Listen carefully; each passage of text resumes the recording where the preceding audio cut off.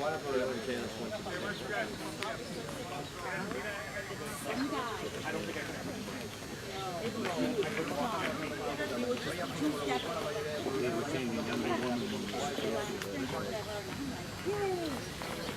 Joe is lovesick. Joe was lovesick and Barb, but it didn't work out. It worked out in a way that he found Lisa as a lot of Barb. Remember? From a teenage crush. You're breaking my flag. Are you buying this because you're going to show up? I wouldn't have to go. He did the first one. Oh yeah, no. It was not the right thing. The cab with the boots up like this. I'm sorry. See, I'm not good with They might be. I'm sorry. I'm not as good with like knees up, platform boots. Oh my god. It's the most famous thing ever that We're not a big, we're not a big, we're not a big,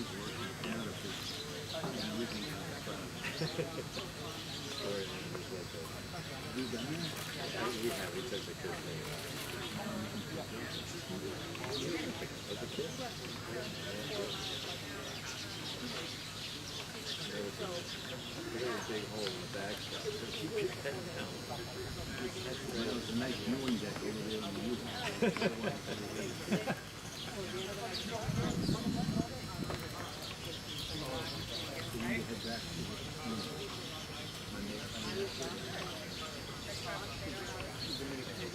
Third row payment.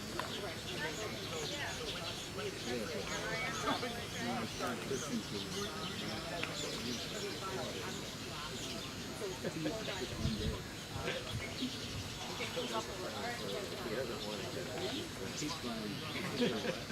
It's a big race. And they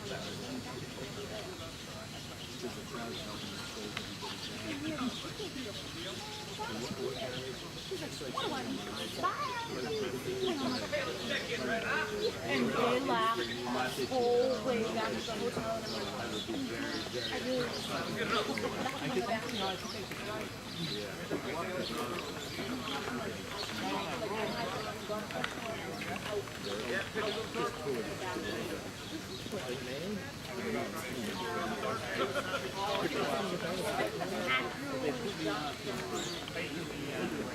We thought it was hilarious. Mario. Come back and Yeah. not to go for physical therapy.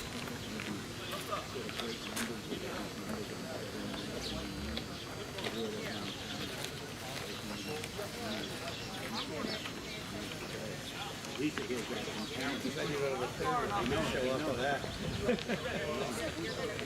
2.5 hours.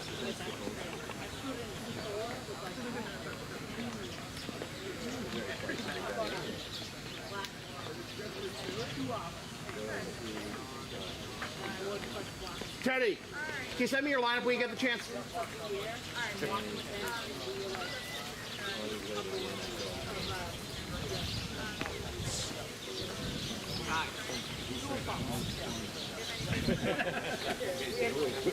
Almost. Yeah.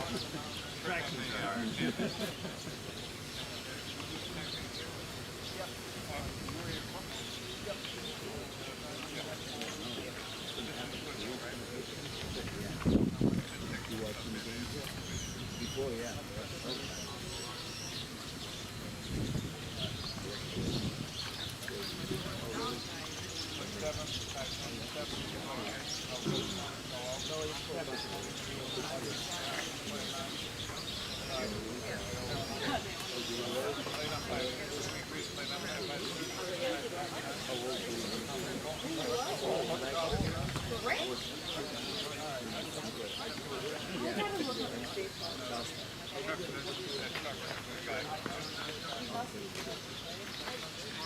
Did you see those when you came or were from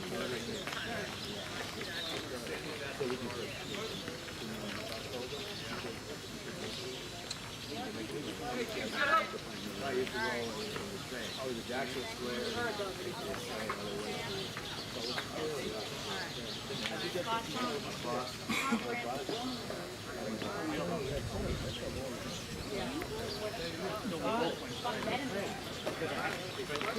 One, two, three!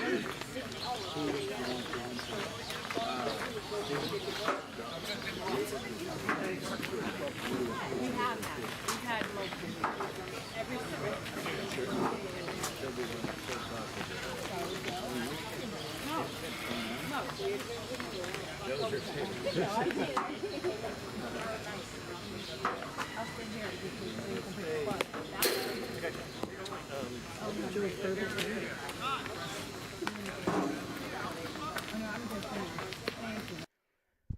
From Maplewood Park at Malton Catholic High School in Malton, Mass., this is Blue Sox baseball. Here on LSP tonight, the first place Lexington Blue Sox, 15-5 in the ICL, and winners of 10 straight face the Andre Chiefs at 13-7-1, third in the ICL for the final time in this 2025 regular season. Good evening, everybody. Sam Feely here with you, ready to bring you the play-by-play story. The Blue Sox aiming for a season sweep against the Chiefs and their 11th consecutive win. The Chiefs hoping to hand the Blue Sox their first loss to an ICL opponent since right before interleague play started in the second week of June. Blue Sox have been on a roll, and coming out of the interleague portion of the schedule, he took a couple losses early on in that portion, but really string things together nicely. Coming off 11-2 victory over the Stoneham Sabres on Sunday. Meanwhile, the Chiefs taking it on the chin last time out against Malden. Last night, dropped a 13-1 decision to the Mad Dogs, who are even in the win column with the Blue Sox in the ICL standings.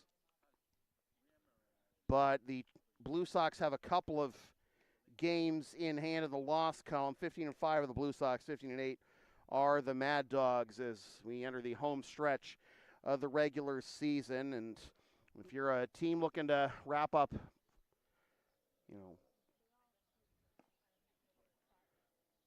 favorable postseason seeding, if you're in the position the Blue Sox are in, you got to understand that nothing is going to happen tonight.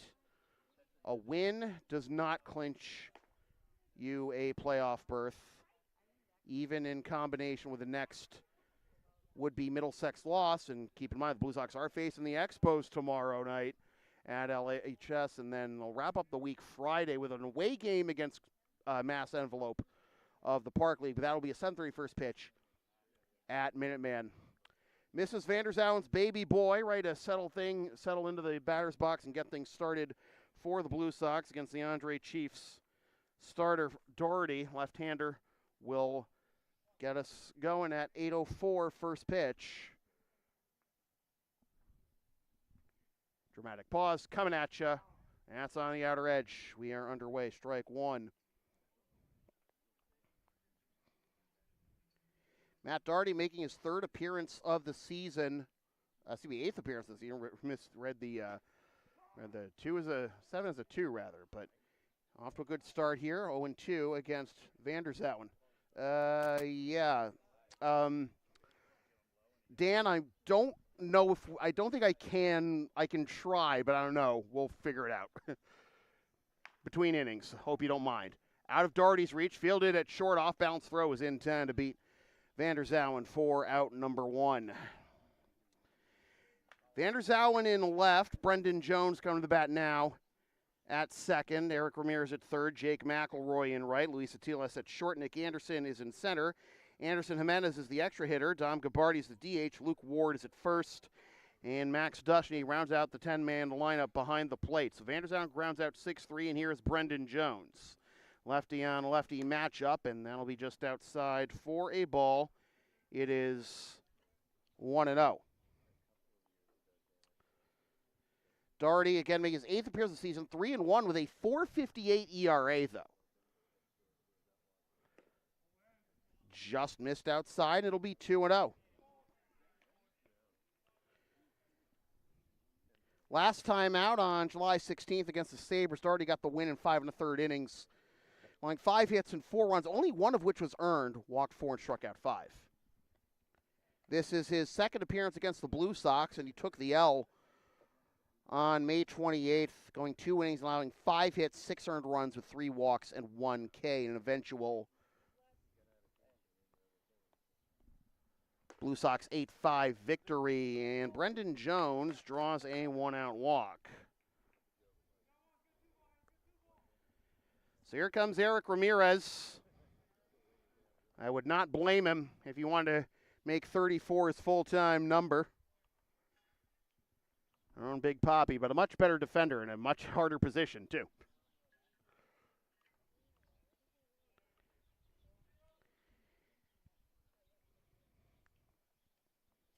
Ramirez entering play with an OPS of 1152, 9 doubles. Picked up his first triple of the year on Sunday against Stoneham. And 11 RBIs. Count is 1-0 to Eric with Jones at first after the 1-out walk.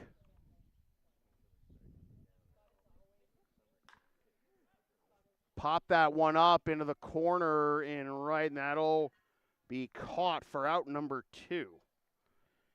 Well,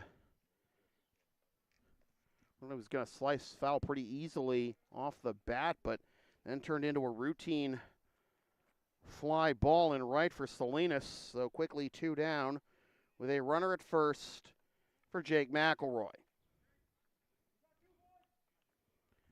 Old Warhorse is watching, hoping to do his number 9 predecessor proud here. This bandbox that is Maplewood, as a reminder for those playing the home game maybe for the first time, that it is deeper down the lines here at Maplewood than it is to dead center. 345 to the corners, 335 to straightaway center. Pickoff attempt, and Jones is back safely. Vanderzalm leading off this game with a ground out to short. Jones drawing a 5-pitch walk. Ramirez flying out to right. And now McElroy in the driver's seat here, 2-0 with a runner at first, and the Blue Sox looking to strike first and get that much closer to their 11th consecutive victory. And that much closer to a 3-for-3 effort against the Chiefs on the season. He won each of the first 2; those were both at LHS. But sweeping your opposition, especially in the context of the Chiefs and Blue Sox, does not guarantee similar success in the postseason. In 2013, the Chiefs swept the regular season series against the Blue Sox, and that was during, the prime Jared Frenny years. Down and in, 3-1. And the Blue Sox, despite Frenny's one-hit masterpiece in Game 4 to force a Game 5, eventually won the ICL championship in 2013, despite losing all 4 meetings in the regular season to Andre. 3-1. That'll be on the outside corner, and gentlemen, start your engines. Brendan Jones will be off on the next pitch. Luis Atiles due up next. Doherty hoping to get out of this one unscathed after the 1-out walk. Comes set, and the payoff. We'll have to wait as it's another pickoff attempt at first, but Jones is back standing. Drawing a lot of attention here just in this at-bat alone. Now here comes the payoff. Did he go is the question, and he did not on the appeal, and it is ball 4. I didn't think he'd come that close to going around, but the umpire asked anyways, and no swing, so the inning continues. First and second with 2 down for Luis Atiles, whose arrival with the Blue Sox earlier this year came right around the time this 10-game winning streak started. Made his presence felt from his first game against Al Thomas.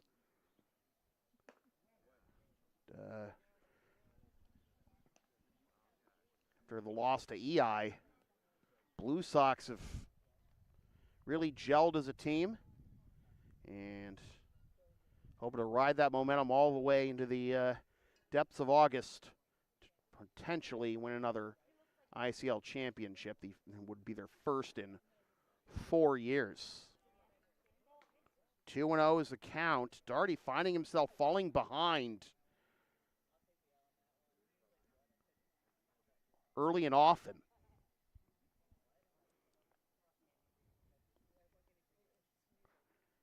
Jones at second, McElroy at first. Telis grounds this one to short, high hop, fielded it short cleanly, and to Miles Reed at second for the force, and that retires the side. So the Chiefs get out of that bucket of syrup. Happening in the books, Blue Sox nothing, and the Chiefs coming up. LSP and Shipping Shield are partners in cards. Shipping Shields are the eco-friendly sports and gaming card shipping protectors trusted by yours truly. Made in the U.S. and Canada on 100% recyclable cardboard. Use the link and codes on the screen or in the description for a discount on your order. We may receive a commission from those orders, but we thank you for your continued support of whatever this is.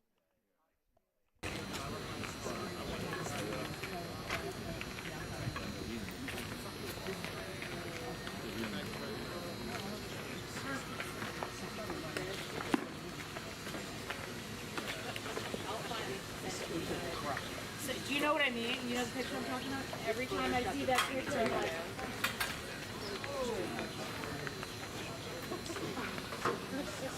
but at that time, like now, oh. So I'm happy that you should have looked at the Not yet.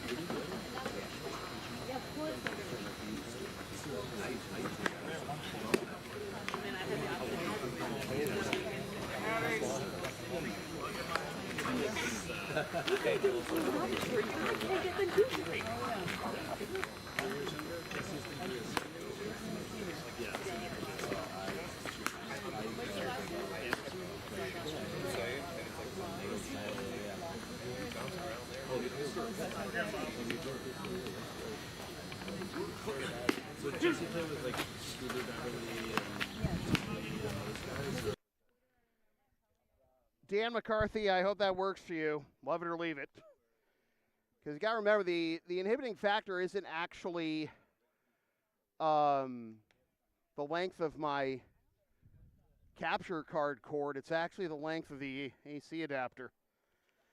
At any rate, Spida's back in the house. Miles Reed to lead things off. And if you see a bunch of UMass Lowell booster gear out in force, you know Matt Draper is on the mound. What other reason would there be, right? First pitch to Miles Reed is on the outside corner for a strike. Reed did not seem too thrilled about that call, but it is 0-1.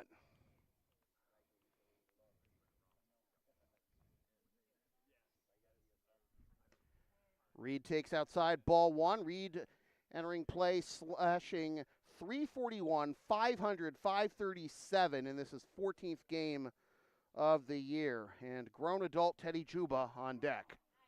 1-2.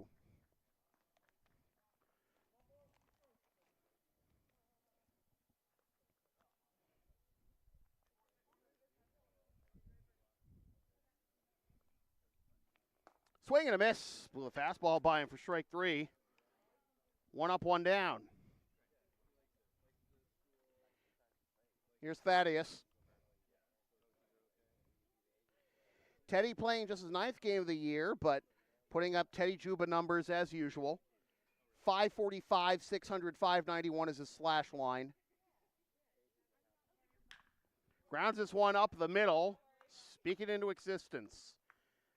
It's not just Katrina who can do that for Teddy, apparently.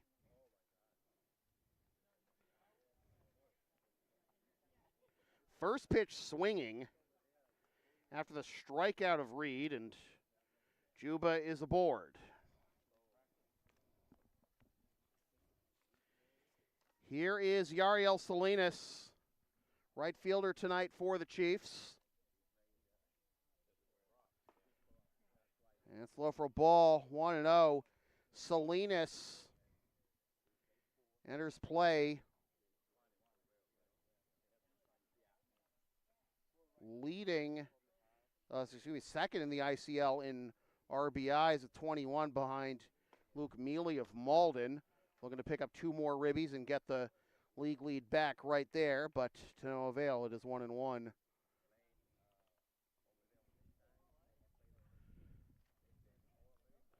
Juba with the lead off of first. Up and into Salinas, and it is 2-1. Hitters count here.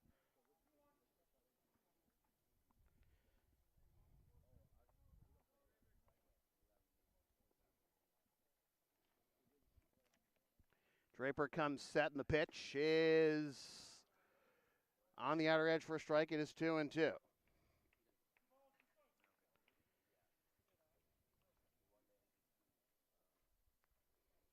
Draper appearing in his 7th game of the year for the Blue Sox and gets Salinas to swing over the top of that slider, and is 2 down.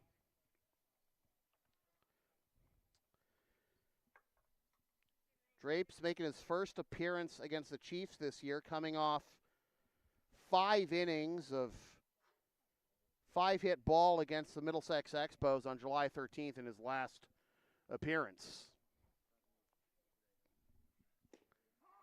That's in there for a strike. And the count is 0-1 to Ruben Rodriguez, the catcher.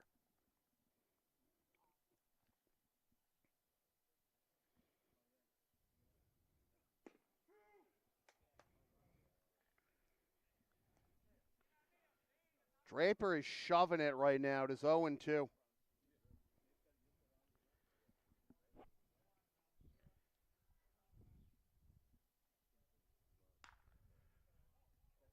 Kind of got on top of that at the end of the bat, and a ground out to second ends the inning. No score after 1. Advertising opportunities are available on LSP. Sponsor our content for as little as $25 a spot, whether you want to promote a business, product, or event, or send a message of support to a player, team, or coach.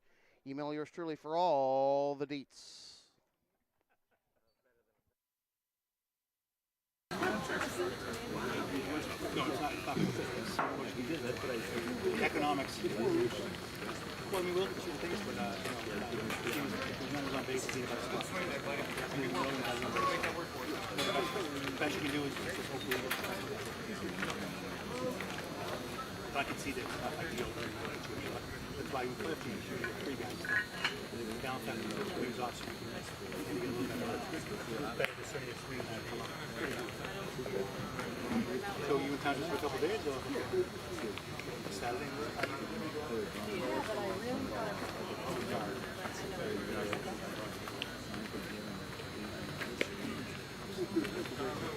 Sure. Understand you would take it. Okay. That's what I said. That's what I said. Is I'm going to card you. Oh, really? Oh, I never What's the beautiful? So he finds once I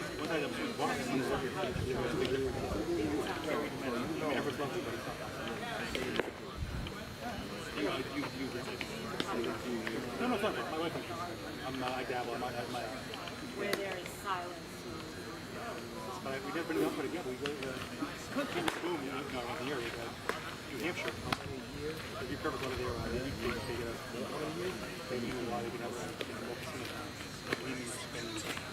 so it's always steers, like the steers in the place tomorrow. I became a big fan of them. So it's like 5 or 6 of them right now.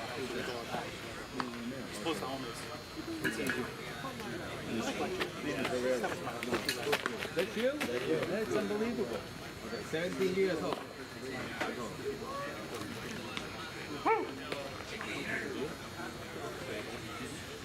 There you go. Nick Anderson, Anderson Jimenez, and Dom Gabardi due up for the Blue Sox here in the top of the second. Both teams coming up empty in the first inning. Couple walks for the Blue Sox, 1 walk for the Chiefs, and no runs across to this point. Anderson came a home run shy of the cycle on Sunday against Stonable, still 4 for 4 with a double and a triple. Team leader in RBIs, watches the first one get in there for a strike, and it is 0-1. 15 ribbies entering play tonight for one Nick Anderson.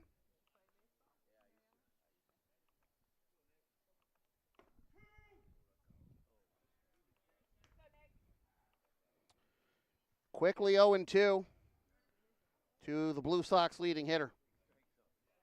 Leads the Blue Sox in RBIs, batting average.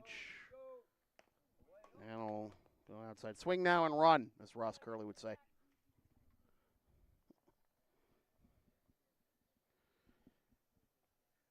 Those wooden planks along the backstop can be a devil to deal with as a catcher. But if nobody's on base, it certainly speeds up the process otherwise for getting the ball back to the pitcher. 1-2.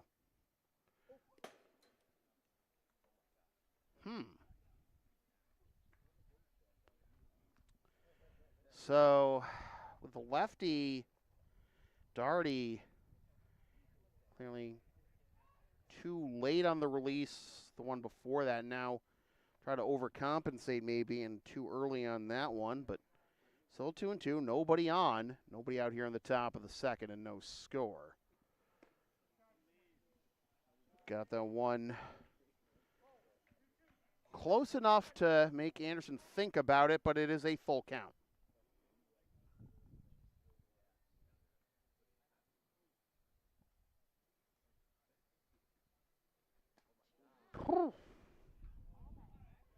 It's a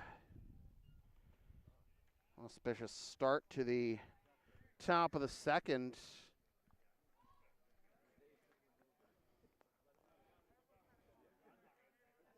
I mean, it was ball 4 regardless, whether or not he hit the brim of his helmet.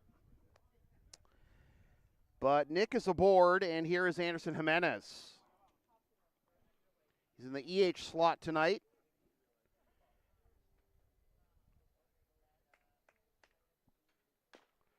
And this will be a dribbler to the left side. And it takes a bad bounce away from the shortstop. Nick's on his way to third. That is the nature of the beast. Well, one of the many natures of this beast. That is Maplewood. In addition to the, funhouse outfield dimensions. This infield turns any grounder into happy fun ball. Dom Gabardi swings at the first pitch, pops it up. And Witkowski's got it for out number 1. Well, after all that, 1 down, and talked about the game last week that we saw at LHS where it was the epitome of having a success in baseball is determined by having a short memory. Darty could be 1 pitch away from getting out of this. Fly ball goes foul out of play and into some unsuspecting neighbor's yard. It is 0-1. Luke Ward, the first baseman. Runner goes. The pitch is a strike, and a double clutch by the catcher Rodriguez will freeze Anderson at third, but allow Anderson Jimenez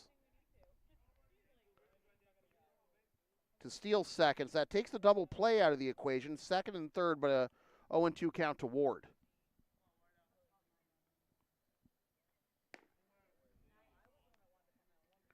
1-2.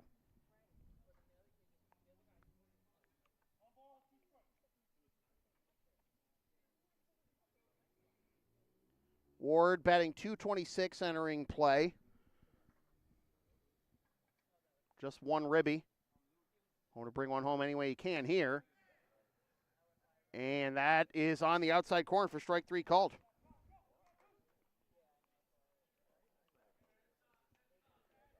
So 2 down. 2 runners in scoring position. And Max Dushney will try to cash in.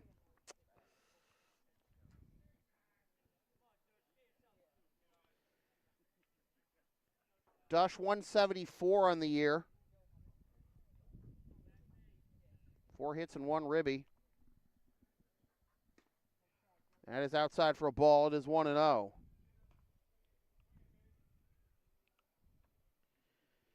Dush was 1 for 2 with a double, a run scored, and a walk in his last game against Stoneham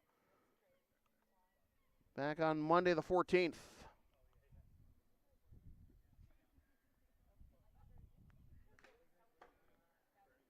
Fouled that one off. Got a piece of Rodriguez in the process, and it is 1-1.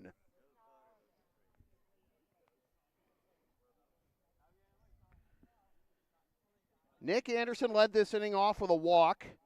Anderson Jimenez reached on an error after Witkowski could not scoop a ground ball hit his way. Then Gabardi popped up to short, and Ward was rung up on strike 3. So for the second consecutive inning, the Blue Sox have 2 runners on, but will they be left stranded?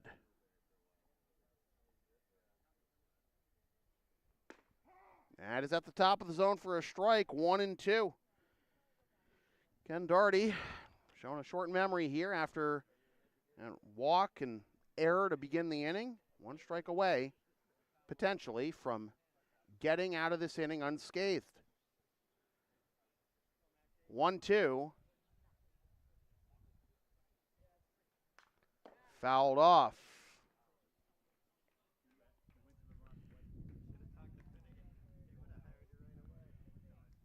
Certainly not terribly hot tonight here in Maple. We got a nice little breeze swirling early on, now blowing out. Probably as comfortable as it's going to get this week with this triple back in front of the Blue Sox. Hosting the Expos tomorrow and then taking on Mass Envelope at Minuteman on Friday. Dushney nearly got hit there. It was right under his arms, and it is 2-2.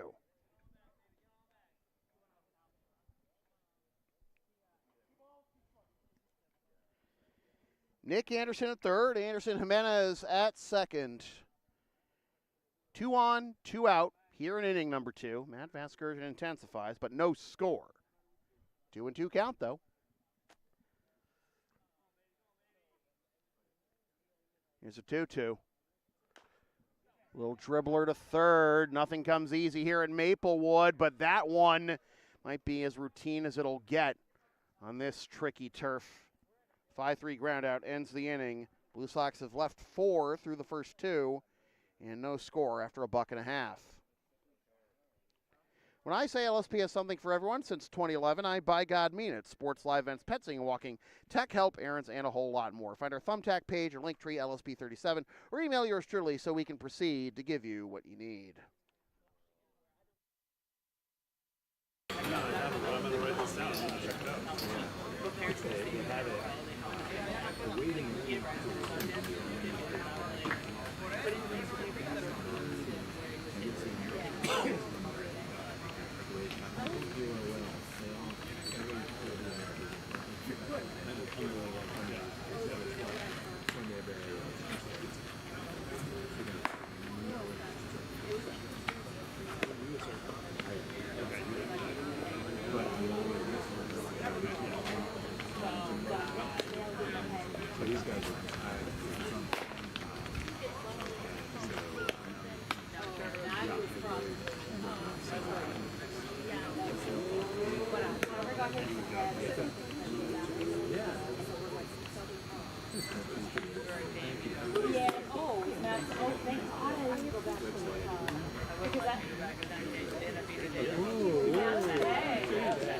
don't think I'm going to get through the day.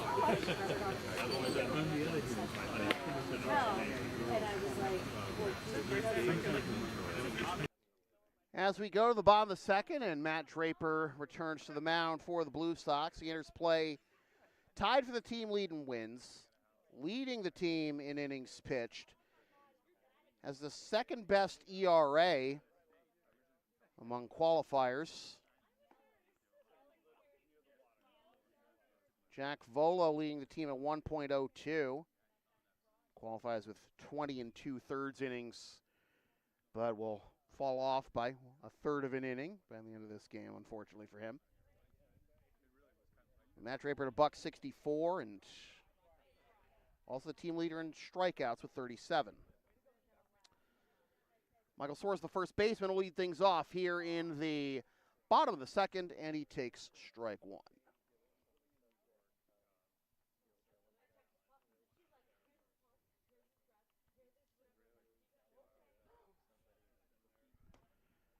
Inside, ball one, 1-1. Soares entering play, slashing .345, 446, 545, 11 doubles. Is the team high, and 13 ribbies, which is tied for second on the Chiefs. Swing and a miss, 1-2. I want to give a quick shout out to the PA voice of the Blue Sox, Chris Del Sordo, who is working TBT tonight. If you want to, listen to someone nearly,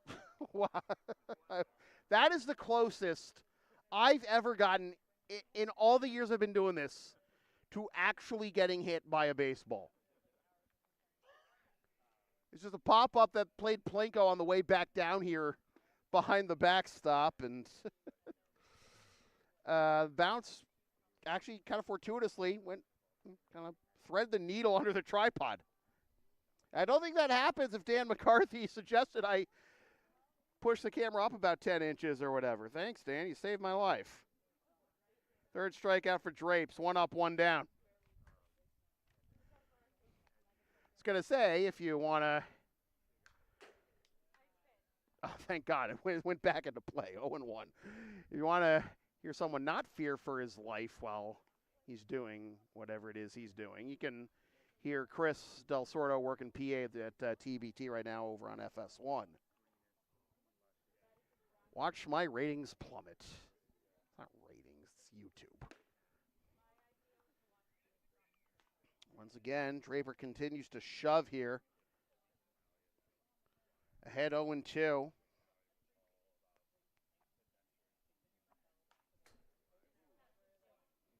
This really throws my whole perception of, whether to flinch or not on foul balls to the backstop out of whack. Something I had, worked on for years, and now I'm losing it again. Carlos Rosa down 0-2, and is now retired for the second out. 4 strikeouts already for Drapes. And we have to the veteran Nate Witkowski to try and keep the line moving.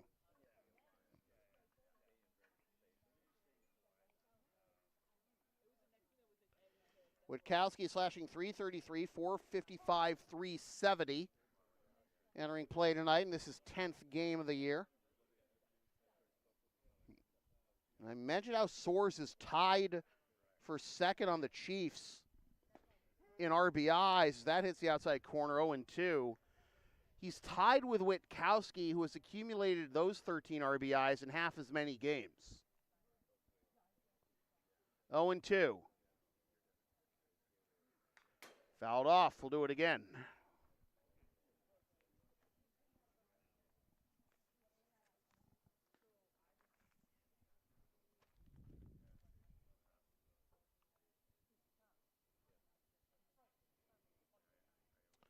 Michael McCarthy due up next if Nader can get on. And able to foul that one off.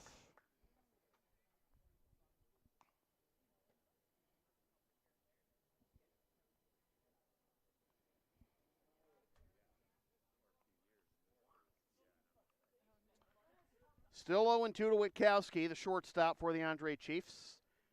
Made good after that Airy committed in the top half of this inning. Strokes this one into left center field. That's going to bounce all the way to the wall. Witkowski is on his way to second with a 2-out double, the first base hit of the ball game.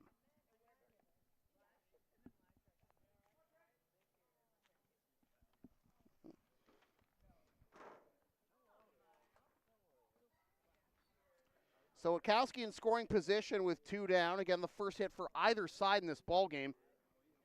And it'll be up to Michael McCarthy to try and cash in. McCarthy, the Chiefs' left fielder. Swings and misses for strike one. McCarthy playing his 9th game, slashing .292, .370, .383 with 2 doubles, 1 triple, 1 homer, and 7 ribbies. That's down and in, 1-1. Tyler Ferdinand in the on-deck circle. Just a 9-man traditional batting order for the Andre Chiefs tonight. Fly ball into right with a breeze blowing it even further back. Track down.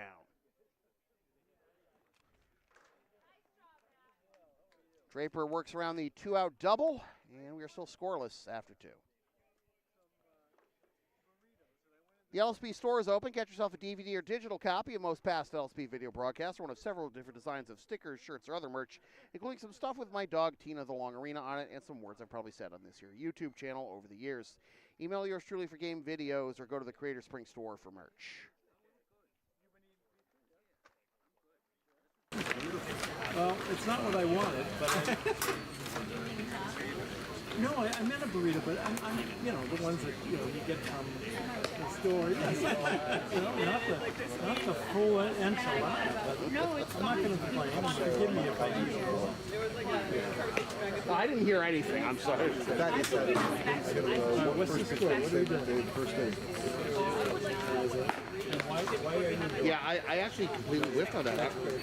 I don't know why I wrote that. I don't know why I thought there was a walk for whatever. Just because I'm used to that from Teddy. That's why. I think I was so honed in on the error that Nate committed off of Jimenez's bat that. And again, I caught one. She's not away. First pitch swing is not something you see very often from Jack. I've been watching him for 30 years. Yeah. I also love the Dominicans. For me, Fenway Park is the church. It's heroic. It's many times maybe have another slate. And the thing that. Yeah, that was actually the second hit of the ball game, and both have been by the Chiefs. Witkowski's 2-out double. I don't know why I whiffed on that. And as if you've probably heard me discussing right now, I'm just used to Teddy working walks generally and never swing at the first pitch. Hey, got to catch the pitcher by surprise sometimes, right? David Vanderzalen takes strike one as we begin the bottom of the third with the top 3 hitters in the Blue Sox order. Due up, Vanderzalen, Jones, and Ramirez. Blue Sox have gotten 4 men on, but left them all on base, 3 of them in scoring position. That is up and away for a ball, and it is 2-0 now to Mrs. Vanderzalen's baby boy. Ground out to short to begin the ball game.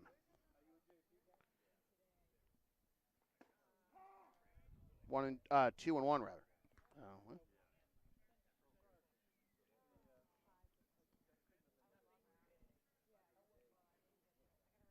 1-2.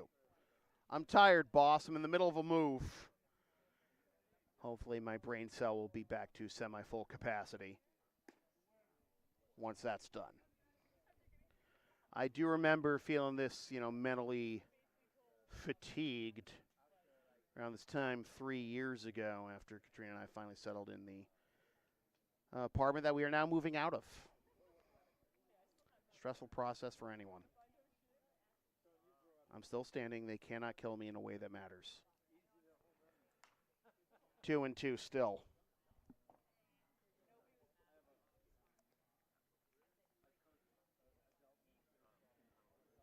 Again, this is game one of a triple back here for the Blue Sox, hosting the Expos tomorrow night.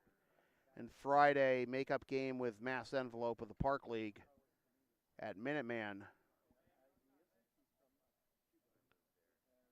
Swing and a miss. One down as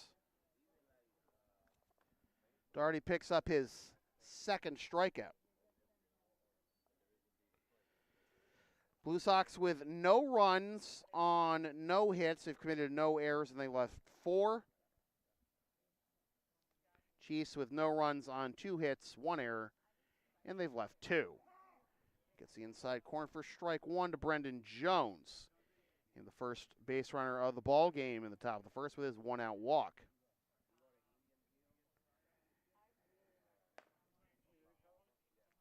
One and one.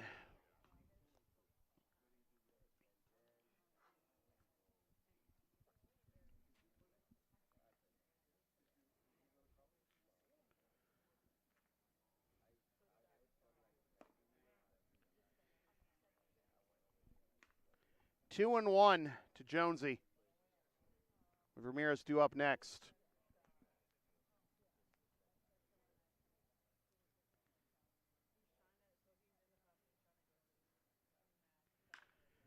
Smacks this one the opposite way to left center field, and that is going to get all the way to the wall. Jones is on his way to second. He's still chugging it to third, and he gets there sliding with a triple. First hit of the ball game for the Blue Sox. And another runner in scoring position, but haven't been able to bring any of their 4 base runners home so far. Will the third inning be the charm is the question. They got the right man for the job up right now in Eric Ramirez.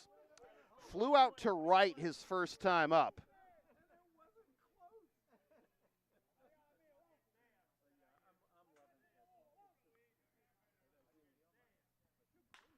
Grounder to the left side, charged by Witkowski. He'll throw home, and it's offline. Ramirez takes the turn at second at first towards second after seeing the throw go offline, ricochet back towards the Chiefs' dugout. And the Blue Sox are on the board first. A little game of arena baseball there. It is 1-0. Ends up being a fielder's choice. E6. No RBI. Actually, oh yeah, should have an RBI. Yes, I got it. I got it. Thank you. You people mean the world to me. I'm thinking. I was just thinking the wrong order of operations. I'm sorry. I'm tired, boss. Ramirez doing his dance. Got him. He came off the bag apparently. Ramirez cannot believe it. Blue Sox dugout cannot believe it.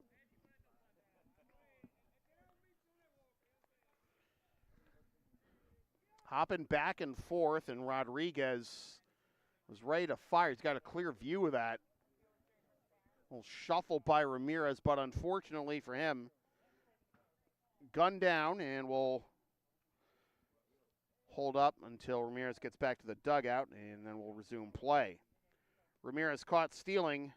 And now the base is empty with 2 down for McElroy. Just after the Blue Sox had gotten the first run of the game home on the triple and then the error. Minimize the damage, right?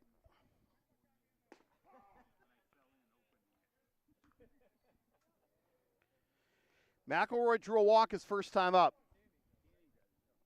0-2 is the count. Actually, Katrina, now that I think about it, the base hit that we spoke into existence couple years ago for Teddy in the ICL Championship Series against the Expos. That's down away for a ball. That was also first pitch swinging.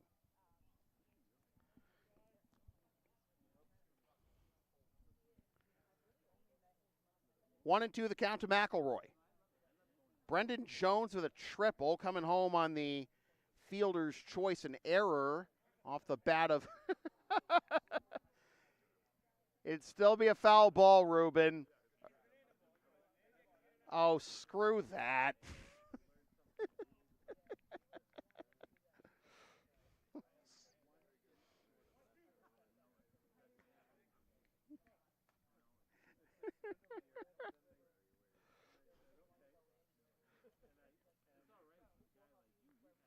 1-2. 2-2.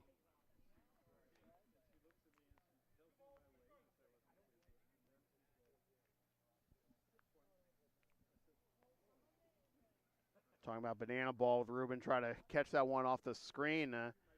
Former Blue Sox John Luters, the Savannah Bananas assistant, plays for the Party Animals, though.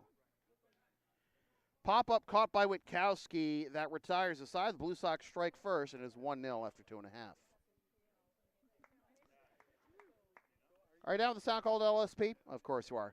Follow and support us on the web, Linktree, Facebook, YouTube. Don't forget to subscribe. Flash the subscribe button. Membership's also available. PayPal and Creator Spring, LSP 37. All the cool kids are doing it.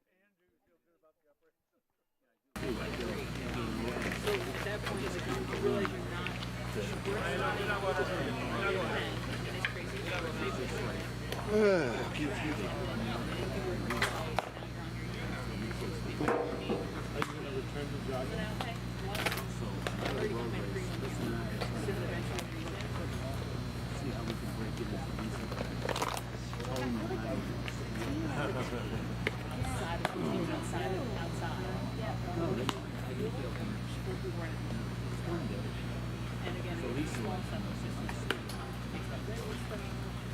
The doctors say do what everybody can. And so when she asked the question,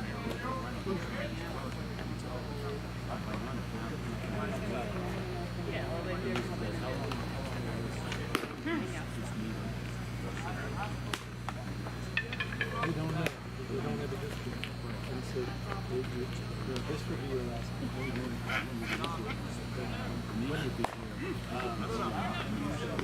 To bring joys, we're not going to put her on the mantle. when they cremate you, there's going to be ash and metal.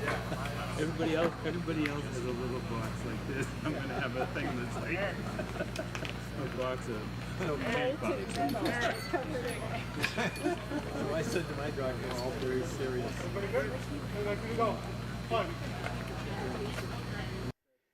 Katrina setting me straight on John Luter's banana ball profile in the chat. She is with the times. I am not. How do you do, fellow kids? Tyler Ferdinand leading things off here on the bottom of the third. It is 1-1 to the Chiefs center fielder. Ferdinand, Reed, and Juba due up here in the bottom of the third for the Chiefs as the Blue Sox have staked Matt Draper to a 1-0 lead thanks to a triple by Brendan Jones. Then came home on a wild throw home on a fielder's choice off the bat of Eric Ramirez, but then he was thrown out at third trying to steal. And no further damage at the top half of this inning, but another strikeout for Drapes. Number 5 already for Matty. 1 up, 1 down, and the lineup turns over for Spida, who struck out swinging to begin the night offensively for the Chiefs in the bottom of the first.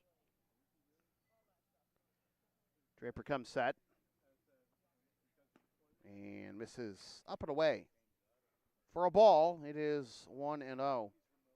Reed slashing 341, 500, 537, and this now his 14th game entering play. 1 double, 2 triples, 1 homer, 5 ribbies, 12 walks to just 6 Ks, but of course picked up against first AB.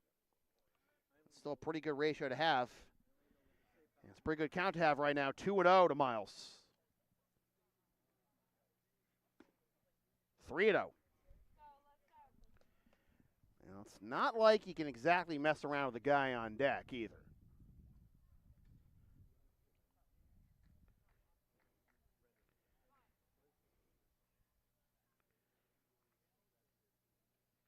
Draper comes set, and the 3-0 forthcoming. That's in there for a strike. Reed taken all the way. And we'll go to work. Chiefs out hitting the Blue Sox right now 2-1, but trailing in the only stat that matters, 1-0 in the run column.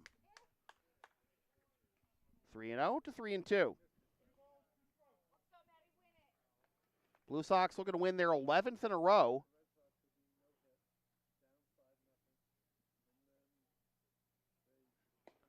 And that just missed for ball 4. And Reed coaxes a walk out of Draper and reaches first as the tying run here in the bottom of the third. First walk issued by Drapes. And here is Thaddeus. Teddy with a first pitch single, which was actually the first base hit of the ball game for either side. First time up in the first. A little bit high, ball 1 there. Just trying to pull it down quick and frame it, but to no avail. Reed getting his lead off of first, being held on by Luke Ward. 1-1. Reed had put the brakes on there just after getting off the bag, but nothing going to happen in the end there. Foul ball back to the screen. It is 1-1.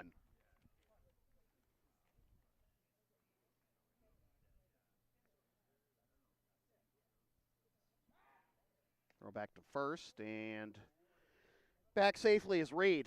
No Anthony Perry working the dugout tonight for the Andre Chiefs. Just talked to him before the game. He's another pickoff attempt to Reed back safely. Told me over the weekend he was in Chicago, and now he's in Houston this week, and that's why Anthony Perry's frequent flyer miles are the third option in the Who You Got poll tonight.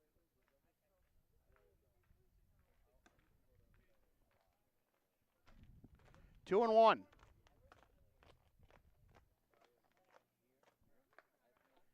Another hitter's count here. And Juba, if he can find a gap, can probably tie this game. He's just so good. He's just so good.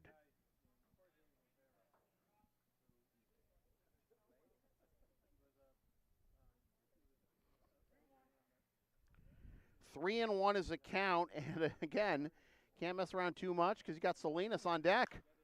Popped up behind us. That's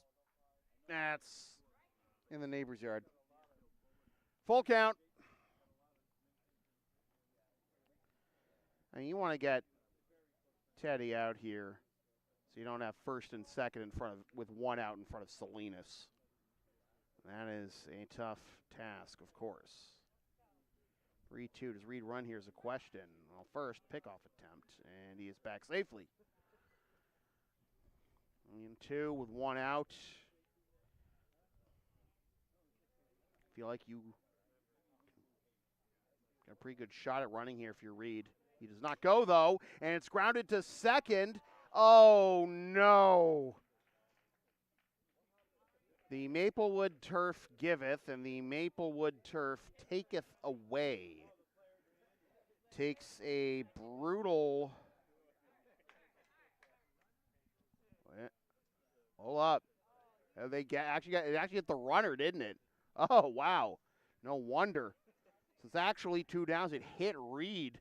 Everybody groaning for the wrong reason from what I had thought. But you have to remember, folks, I am right at ground level. Got a couple guys in my line of sight there. When you see that ball carry him away like that, grounded to second, you fear the worst. You're a Blue Sox fan, but a reprieve possibly as the ball hit Reed on his way to second as it was being grounded over to Jonesy there. So it's 2 down with a runner at first for Salinas and a 1-1 count.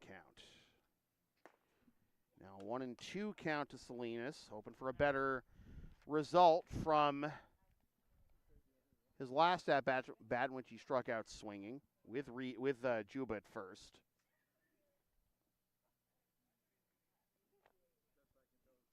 And foul tips it into Dush's mitt for strike 3. Salinas down on strikes for the second time. 1, 2, 3, 4, 5. Give me half a dozen so far for Draper on the mound. And good job working out trouble there once again by Draper. He's allowed a base runner in every inning, but nothing across yet for Andre. 1-0 after 3. Our next broadcast again tomorrow night, 8 o'clock first pitch, as the Blue Sox host the Middlesex Expos, and the only home meeting against the Expos this season for the Blue Sox. Won the first two over at Ferrolo earlier this year. Can they go for the clean sweep of the Expos tomorrow night? Find out. Subscribe, like, share, and all that jazz. See you tomorrow night, hopefully. But stick around. We got more baseball here. You want coffee? Let me know. Well, that's exactly it. He would give me advice. I would be at the family dinner table. They'd both give me advice. I'm like, no, I'm still going to date her anyway. And I was like, I should have listened to him. He's such a baby. Where do you read the whole thing? He plays for the second. Yeah, I don't. Honored that with the guy. When he gets off the island. Should he ever get? By the way, I'm actually my year is married. My oldest son. I can't think of it. There you go. How crazy is former Congresswoman from which is news. Like, I didn't but recently, with the news, I'm like, Don't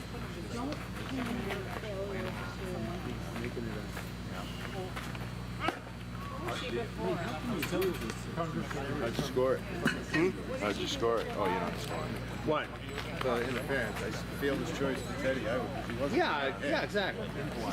I thought that actually ricocheted away from Jonesy. Because I got, people in my line of sight.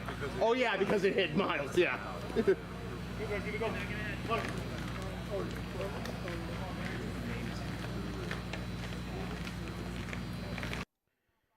We go to the top of the fourth, and Atile swings at the first one, fouls it off, out of play.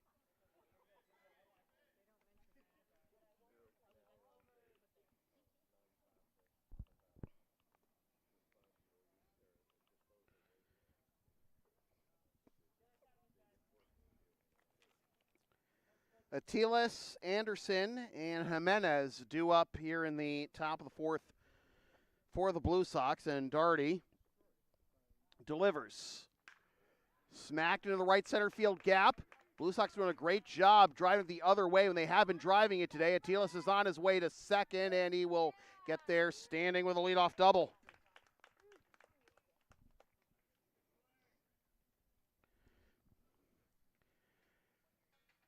Between innings, I was just checking the social medias and saw that Teddy had posted a clip of his base hit. 25 to go. To what? 750 hits, Teddy? 25 to go? Is that what that meant? Oh, 1,000. Oh, I only got 725 on there right now. Probably some leagues I'm missing then. Anyways. I didn't check the postseason, and I really don't have the brain cell to math right now. All right. Well, anyways, count down to 1,000 career hits, Teddy. That base hit, 25 to go. Regular and postseason. Anderson fouls that one off, and it is 1-1. Anderson drew a walk his first time up, leading off the second, but then was stranded at third.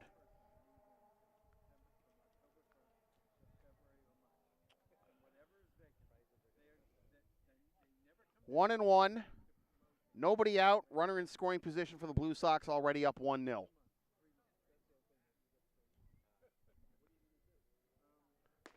That's in there for a strike, and it is 1-2.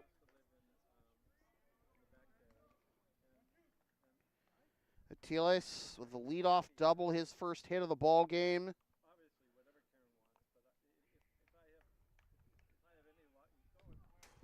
Runner goes, and Atiles takes third, uncontested.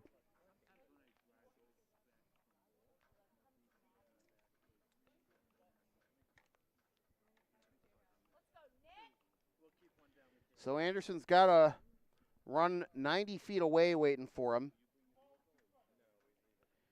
Atiles, that is actually his first extra base hit since his home run against Al Thomas. I guess Al Thomas, or am I thinking of the wrong one? It's the Bulldogs, or the pinch hit home run against the Bulldogs. My mistake. Set the tone. I keep talking about how he set the tone since his first game against Al Thomas. That get that stuff mixed up in my head a bit too much there. But Anderson strikes out. One down. Here's Jimenez, and he foul tips that into the mitt of Rodriguez for strike one. I'm okay, folks. I'm just trying to be helpful and such. And anyways. 0-1. That is outside, 1-1.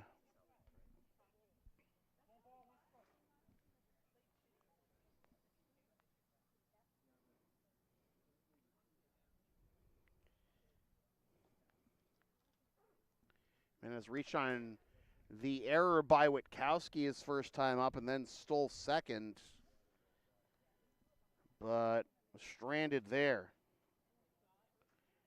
The Blue Sox have left 4 through the first 3 innings, 3 of them in scoring position.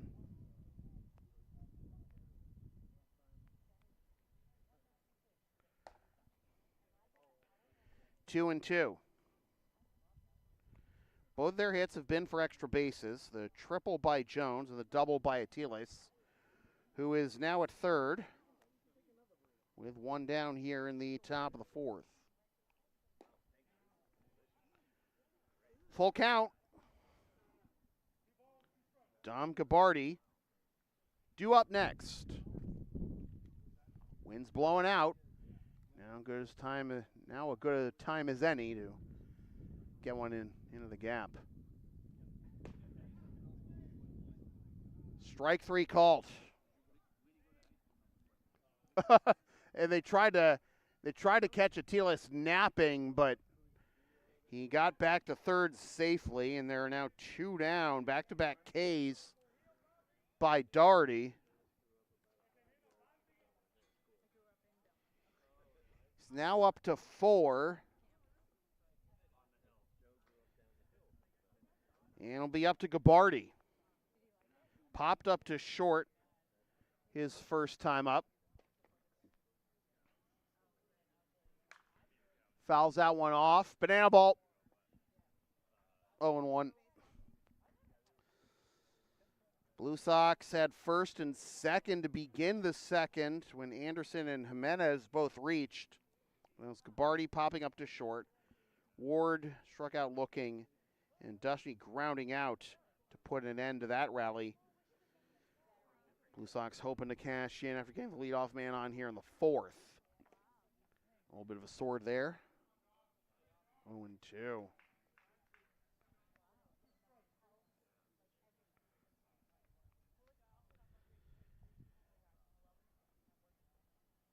Atiles still at third after the double and the steal. Doherty appeal to the base umpire. He's able to hold up. The inning continues. It is 1-2. Boy, Doherty has been teetering for quite a bit throughout this game. Hasn't fallen off yet, though. Hoping to keep it that way. A 1-2 to Gabardi.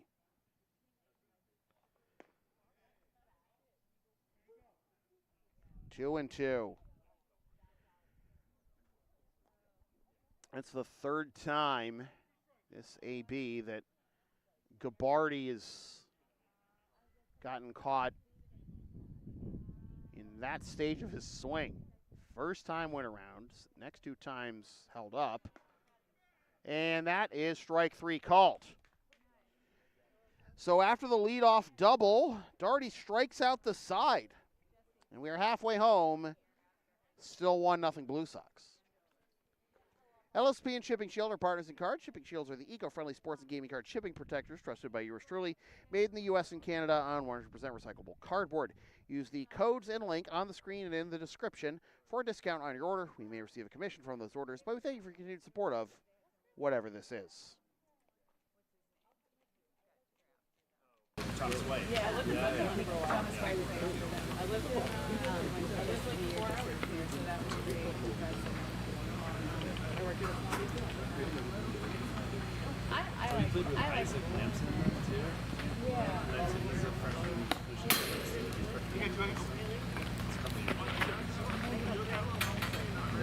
Grandkids from the name Isaac, right? There's a third baseman. So I can visit a lot. If I had someone that I could visit a lot, Probably November 1st. John says, I want to be in between Thanksgiving. Yeah. So you'll walk to the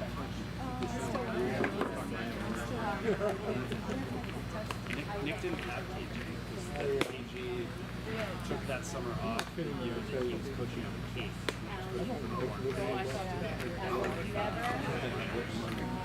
So, and the feedback so other than the winter workouts and stuff,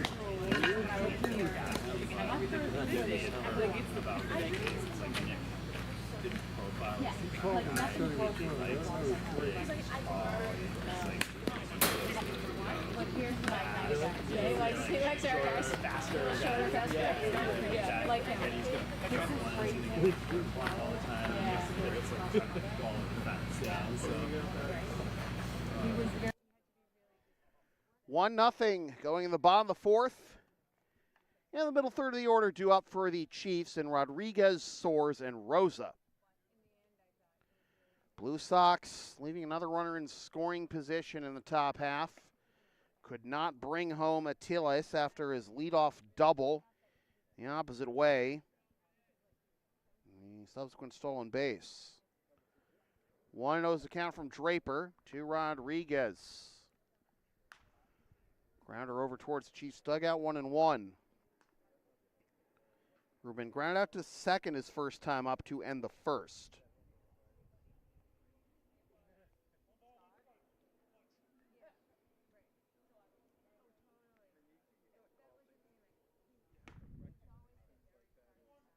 Two and one.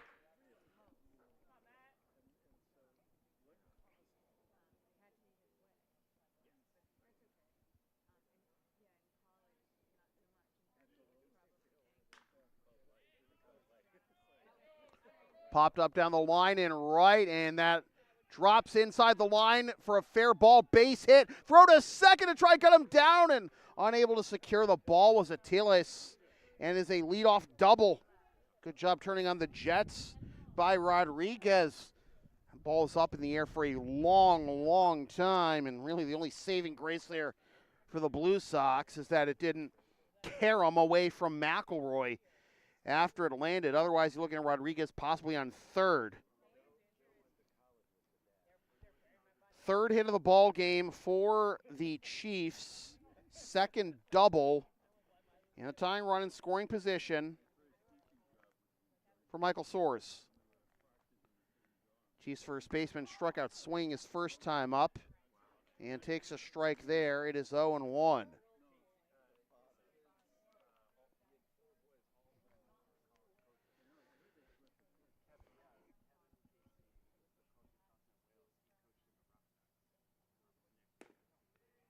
Down in. 1-1.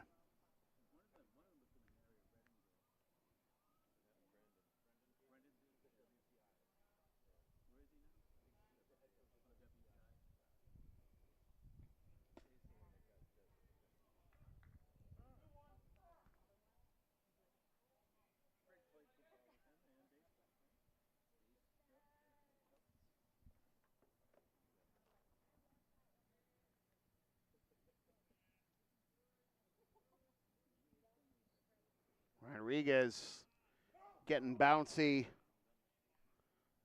like Ramirez often does at second base. 2 peas in a pod, right? I wonder if Ramirez is telling him right now, that's my act.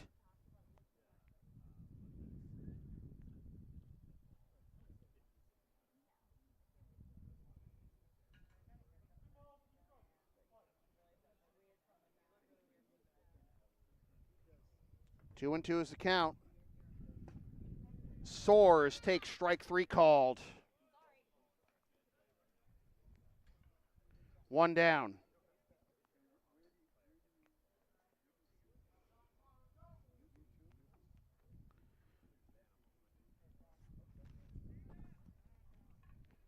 Got time called. We got someone with their lights on the left field fence. That can obviously be a distraction for the batter.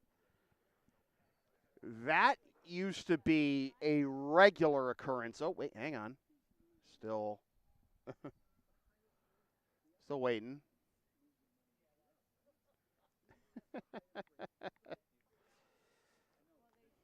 Yeah.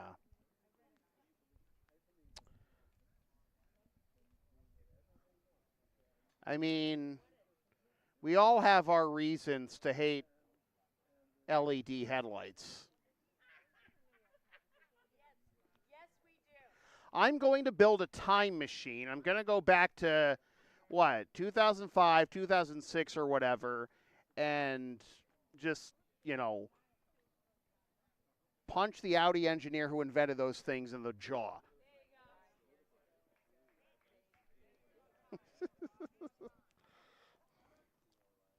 Was it an Audi engineer? I forget. I don't know, man. Doesn't matter. They suck. Those headlights suck. And we all know it. That is like the one unifying principle for all of humanity. No LED headlights.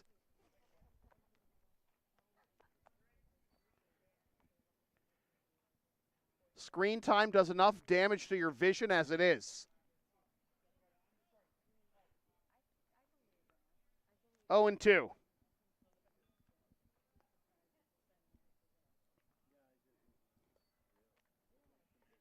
Swing and a miss. First base open. Dushney throws down to first, and they're going to let Rodriguez have third base as he sneaks in the back door. So Soares gets called out. Rosa. Yeah, it was Audi. Okay, yeah.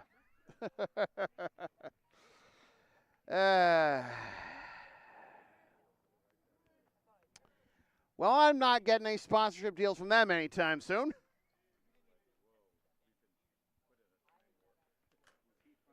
One and 0 is the count.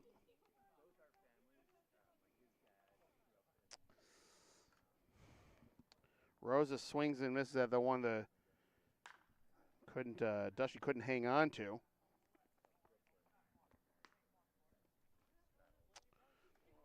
That allows Rodriguez to get to third. The tying run 90 feet away. Here's Witkowski, a double his first time up. Another base hit here would tie this game. 1-2, as he just barely gets a piece of that one.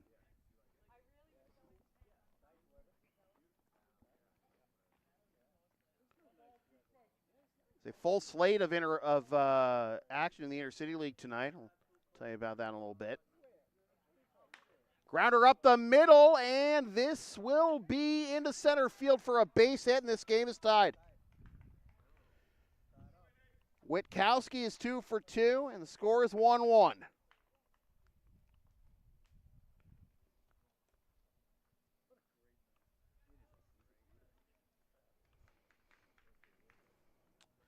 So we are back to where we started as Witkowski picks up his 14th ribby of the year. Plating Rodriguez.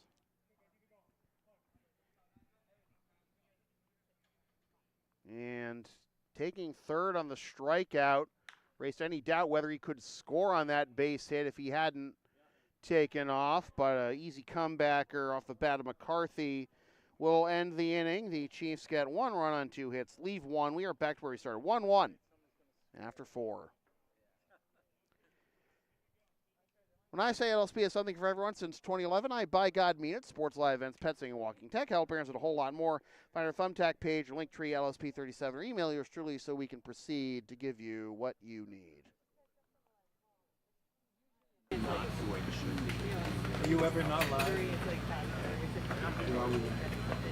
You are fabulous. It's really fun to be here. Look around. Look around. Look around. We're in Lexington.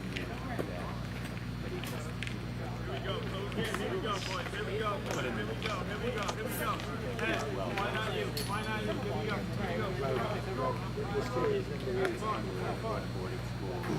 I mean, so many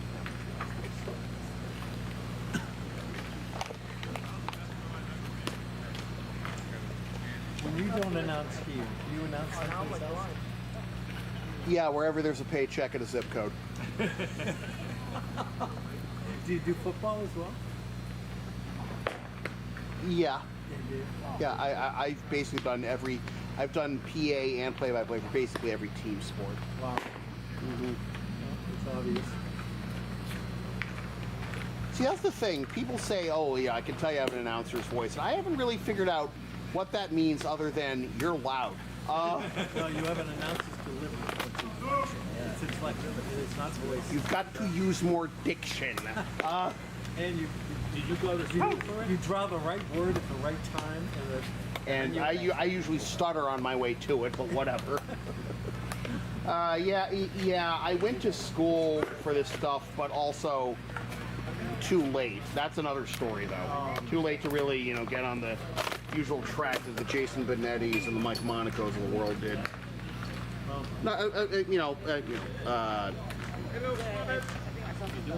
Therapy session another time. Yeah, well, your passion is awesome. Y'all didn't hear any of that, right? I'm just messing with you. Sad Boy Sports in full effect. Luke Ward leading things off, to be followed by Max Duchney and David Vanderzowen. Ward struck out looking his first time up back in the second. Chiefs have tied this game. And that gets over for a strike. 0-1. RBI single by Nate Witkowski, who is the only player with multiple hits in this ball game. Bring home Ruben Rodriguez. Ward jumps on that one into right field, and that'll be tracked down in the end. Great read off the bat by Salinas. Not top.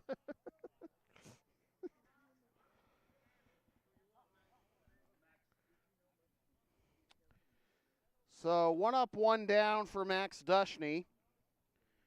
Grounded out to third to end the top of the second after the Blue Sox had started that inning with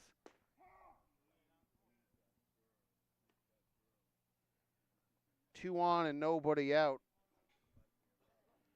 Blue Sox passive, a little bit silent here. They've had a base runner in every inning, but have not been able to push anything across other than Brendan Jones on a fielder's choice, an error off the bat of Eric Ramirez.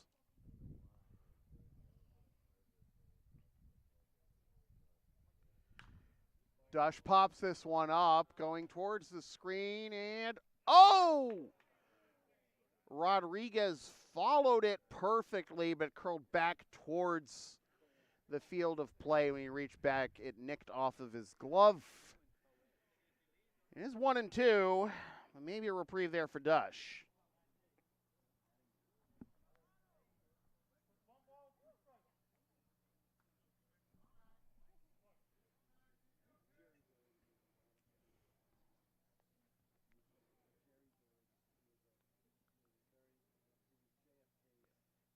Doherty delivers and fouled into the screen.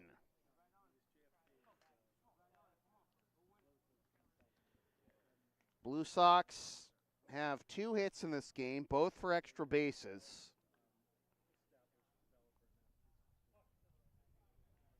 They've left 5 through the first 4 innings, and 4 of those runners were in scoring position. 2-2. 1 run on 2 hits. 5 left. And No errors either.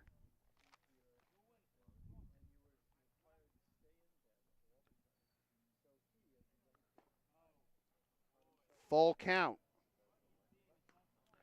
One thing the Blue Sox have been doing well is working the count against Doherty. We still got to cash in with your opportunities. Dush goes down and pops this one up near the first base line. And a good job by Soares to come back, track that one down for out number 2. Soares was not going to let the same thing that happened to Rodriguez happen to him. Lineup turns over for Vanderzauwen, hoping to get off this 0 for 2 Schneid. Ground out to short, and a strikeout swinging.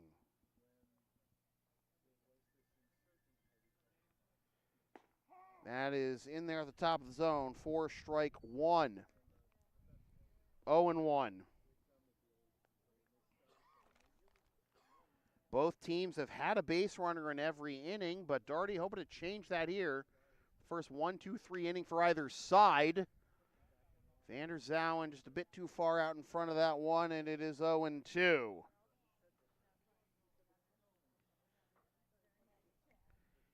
And really not many better times to have a 1-2-3 inning.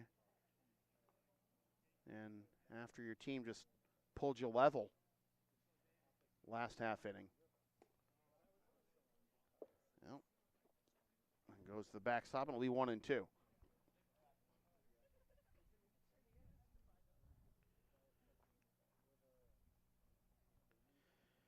Brendan Jones on deck. Yeah, Vanderzauwen can get on. 1-2. 2-2.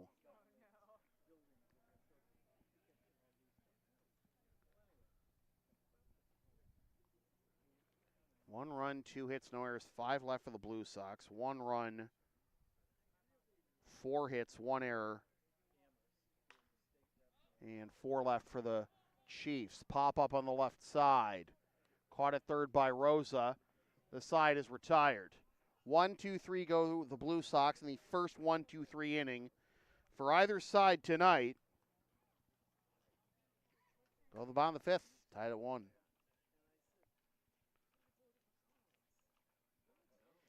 Advertising opportunities are available on LSP. Sponsor our content for as little as $25 a spot. Whether you want to promote a business, product, or event, or send a message of support to a player, team, or coach, email yours truly for all the deets.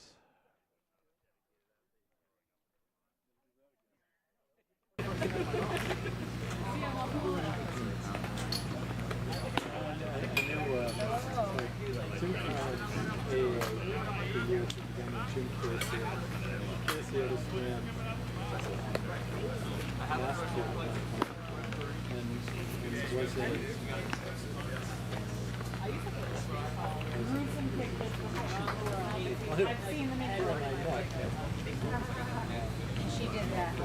Okay, Morris, Riley, Casey. Who did she have run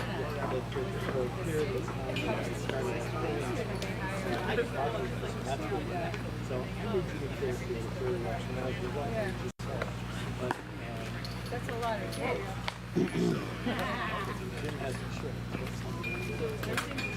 Why do you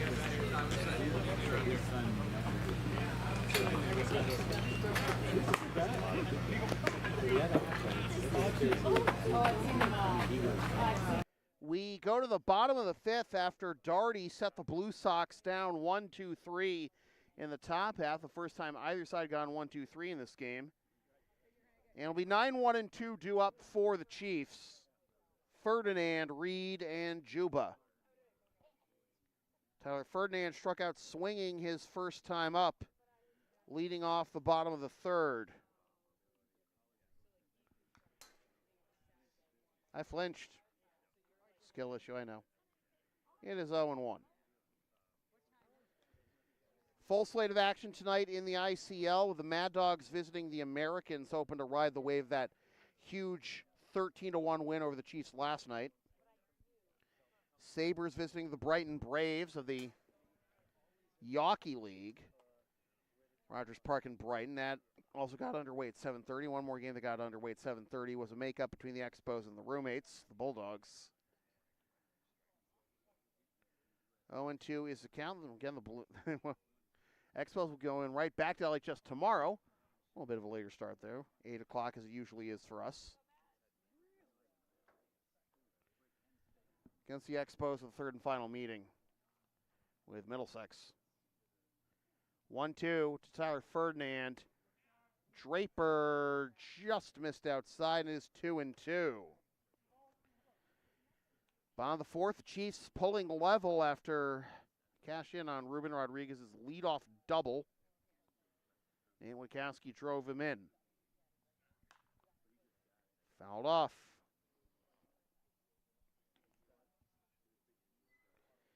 Witkowski has 2 of the 4 Chiefs hits tonight. Draper's been great. Only the 1 run allowed through 4 innings with 1, 2, 3, 4, 5, 6, 7 strikeouts so far.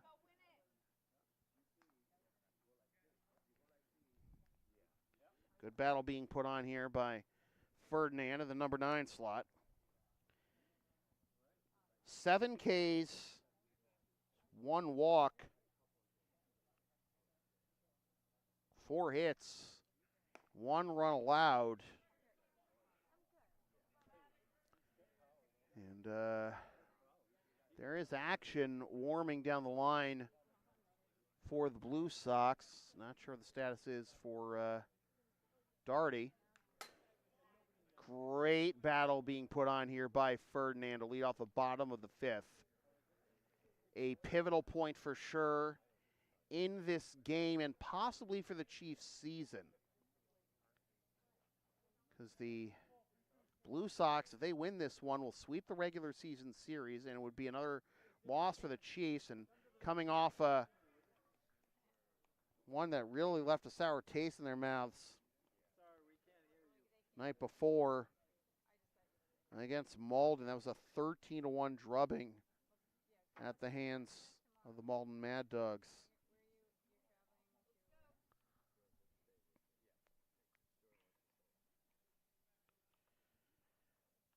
Leadoff man aboard. Great job by Ferdinand working the leadoff walk out of the number 9 slot. And now the lineup turns over for Spida, who fouls that one off for strike 1. Second walk issued tonight by Draper. The first one was to the man at the plate right now, Reed.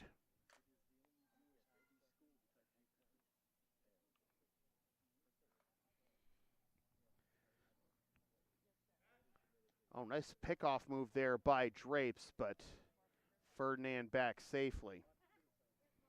Within this game, though, potential turning point might have been the inning of the Blue Sox scored their only run so far, which is the 3rd. That'll be a ball. Eric Ramirez reached on the fielder's choice and error. Took 2nd, but then was caught stealing going to 3rd. Call the Blue Sox did not like. Argument on the Chiefs then was that he overslid the bag. But after that, McElroy popped up with the bases empty in front of him, and that was the only run so far for the Blue Sox. Swing and a miss, throw back to first. Safe.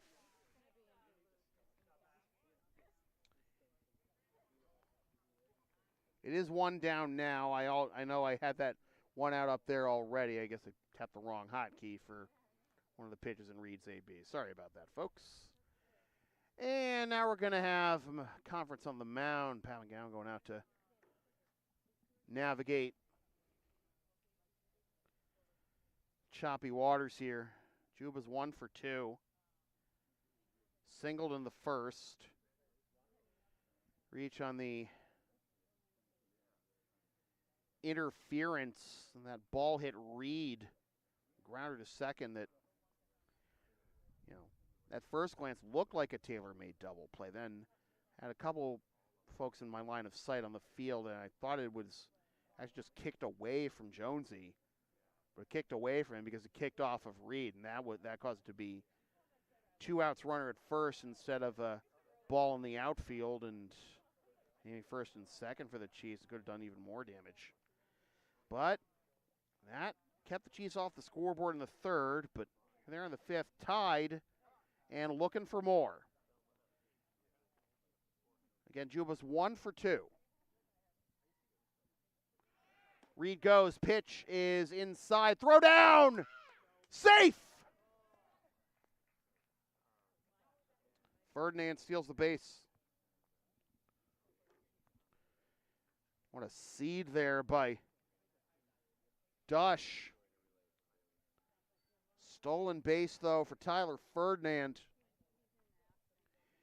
And a 1-0 count. Go-ahead run in scoring position for the Chiefs. Draper comes set, looks at second, comes home with it. That's in there for strike 1-1.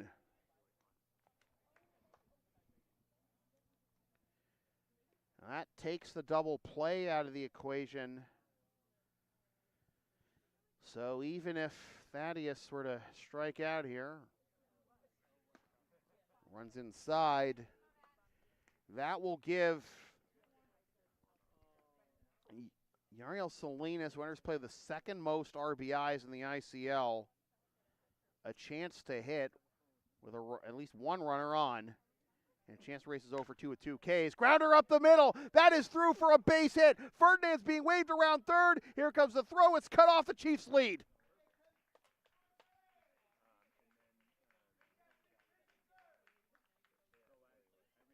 .24 to go.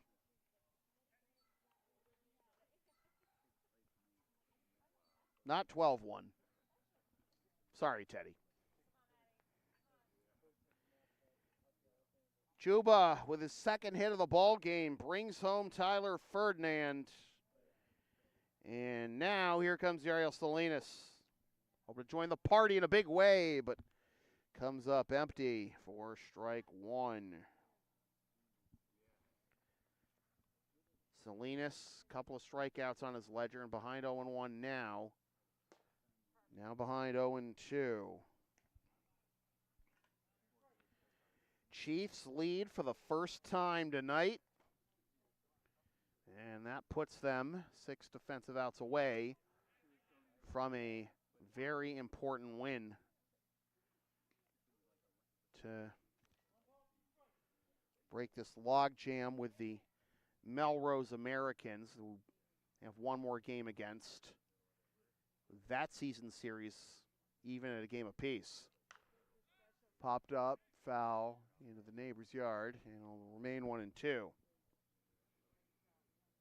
Whatever happens here tonight, if it does come down to tiebreakers between the Blue Sox and the Chiefs, the Blue Sox own that one, having already won the first 2 meetings.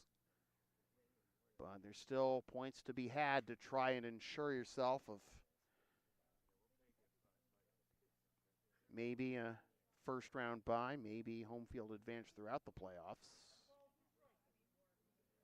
Nothing's going to be clinched tonight, though, for the Blue Sox, no matter what. The only thing they know is that they're not going to finish dead last. Thanks to the victory over Stoneham on Sunday. Salinas has worked it full. The cleanup man, Rodriguez, doing up next. And he let him off the hook. That is ball 4. First and second, Rick DeAngelo's taking a couple steps out of the dugout.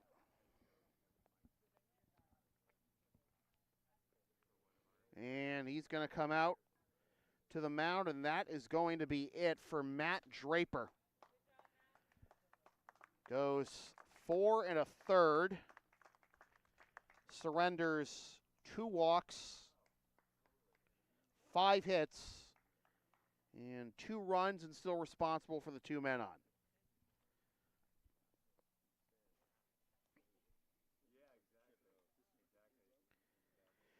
The LSP store is open. Get yourself a DVD or digital copy of most past LSP video broadcasts or one of several different designs of stickers, shirts, or other merch, including some stuff with my dog, Tina the Longarina, on it, and some words I've probably said on this here YouTube channel over the years. Prairie Spring Store for the merch. Email yours truly for game videos.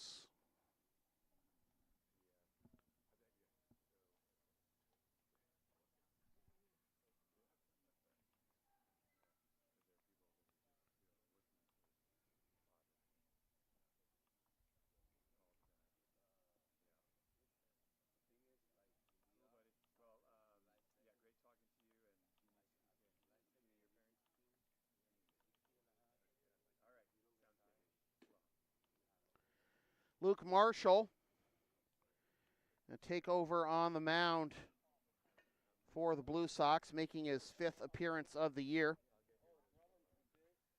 This is, again, 5th appearance. He's 1-0. Has not allowed a run. Only 1 hit in 5 innings of work. Has walked 4, though. Struck out 6. Worked 2 innings against the EI Braves on June 23rd. Allowed 1 hit, but no runs, but did walk 3, struck out 1. And taking the bump for the first time since July 13th against the Expos. Game in which Atilis had a sack, drove on the game-winning run, a sack fly. Pitched just 1 inning in that game, did not allow a hit, a run, or a walk, and did not strike out a batter either.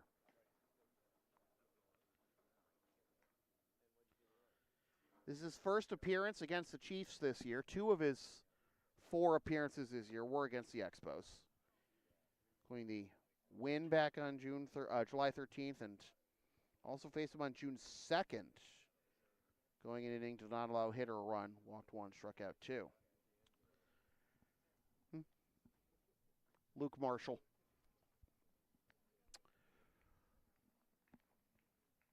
So Marshall will be tasked with facing Ruben Rodriguez with 1st and 2nd and 1 out. Rodriguez doubled to lead off the 4th and scored the tying run. Looking for a 3-run piece right there, and came up as empty as a bag of air. 0-1. Juba at 2nd, Salinas at 1st. It's down for a ball. 1-2. 1-1 rather. 4 and a third for Draper, but on the hook for the loss. As Marshall comes set and delivers. Down and away, 2-1.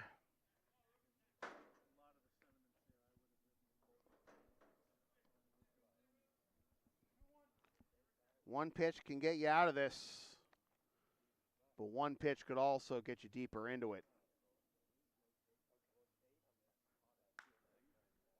Pulled foul. 2-2.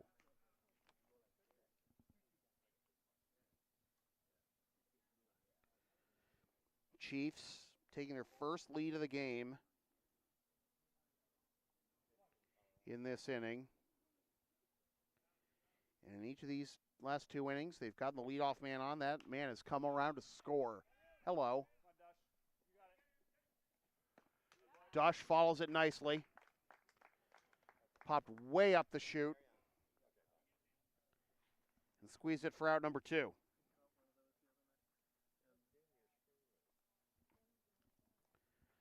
So it'll be up to Soares. And Salinas entered this AB, entered his AB this inning with 2 Ks on his ledger, but then picked up a walk. Let's see if Soares can also improve. 0-1. In the top of the 6th, Jones, Ramirez, and McElroy due up for the Blue Sox. Popped up, foul, out of play. 0-2.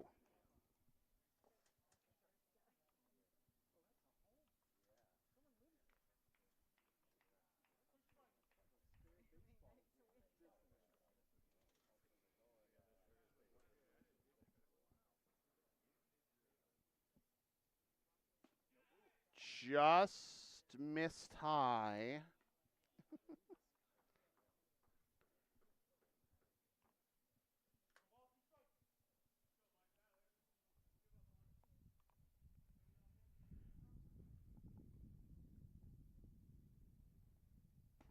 That's a curveball in there for strike three. That was the same pitch he wanted to get on the last one. Unsuccessful there. First, you don't succeed. Try again. Now the Blue Sox have to try and play catch up. Down 2-1 after 5. Are you down with the sound called LSP? Of course you are. Then follow and support us on the web. Linktree, Facebook, YouTube. Don't forget to subscribe. Flash the subscribe button. Membership's also available. PayPal, Creator Spring, LSP 37. It's the right thing to do.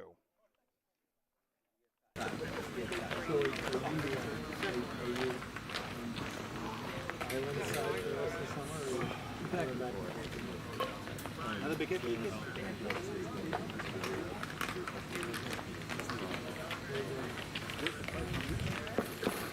surprised Sammy Feely doesn't know that rule. I showed it to him on the internet, but He just don't know. He don't know baseball. That's what it Got is. a lot of apologies.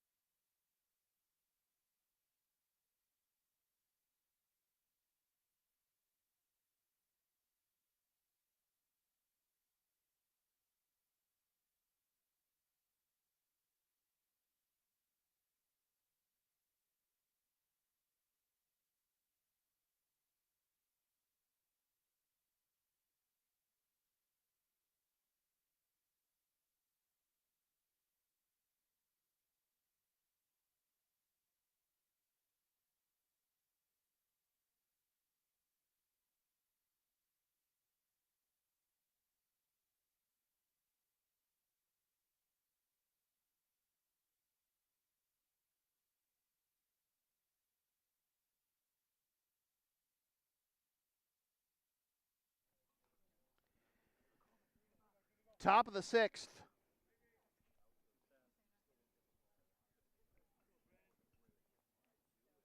Brendan Jones leading things off and takes low for ball.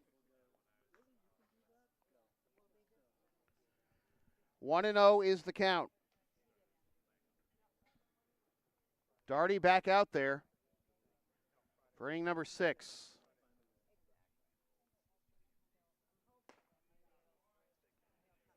Two 2-0.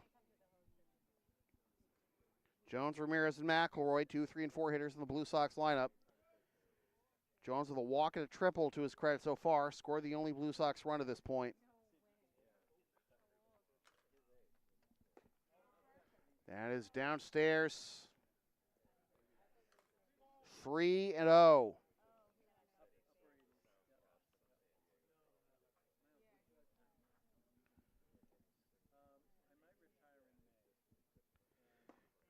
That's down.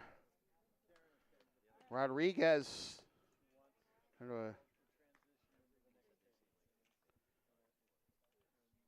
Frame it right quick, but sunk to, I think it sunk so much that you can see how quickly he pulled the glove up and know that it was out of the zone. Well, Jones, 1 for 1. He'll drive the OPS for sure. A couple of walks and a triple. And now here's Ramirez grounding this one to third, fielded there. Only play will be to first, and it is in time for out number 1 as Jones gets into scoring position. So Ramirez grounds out to his opposite number. Tying run in scoring position for Jake McElroy. A walk in the first. And a pop-up to short in the third.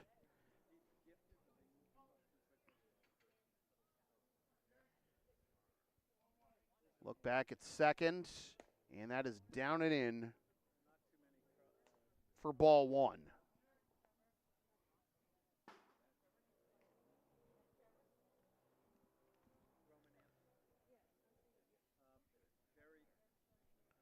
Blue Sox had been retired 6 in a row since Atilis' double leading off the fourth.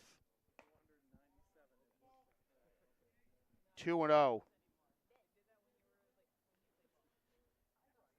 The top of the fifth, that Doherty pitch was the first 1-2-3 inning for either side.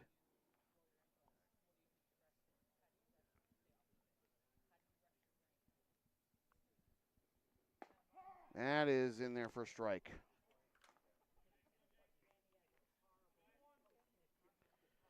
2-1 is the count.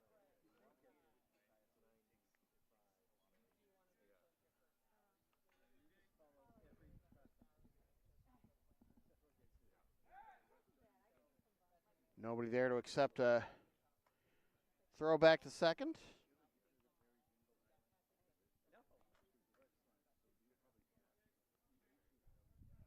Our 2-1 forthcoming to Jake McElroy. Reaches out and fouls that one off. It'll be 2-2.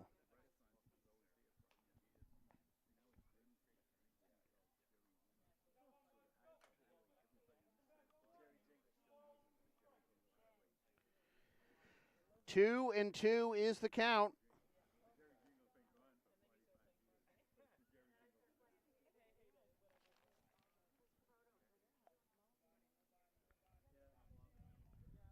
Couple looks back and forth, and now the pitch is fouled off.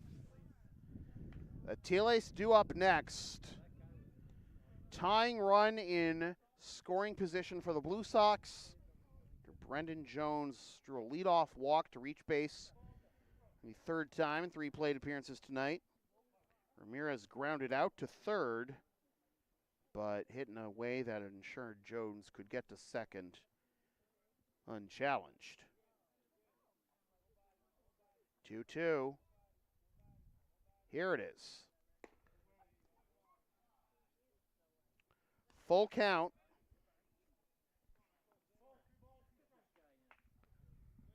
Not seeing any movement.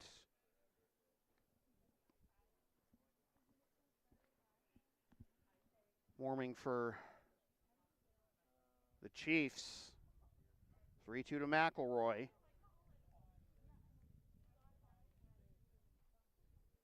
Outside for a ball.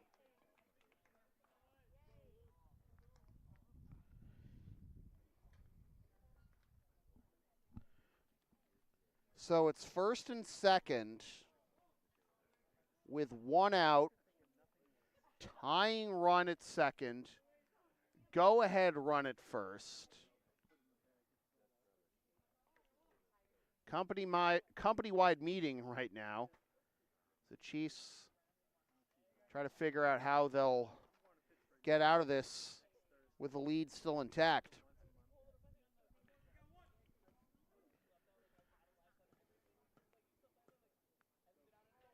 The Blue Sox had runners in scoring position in each of the first 4 innings. They ended up stranding 5 runners overall, and 4 of them in scoring position. They also had Ramirez caught stealing at third after the Blue Sox had taken the lead for first run of the ball game.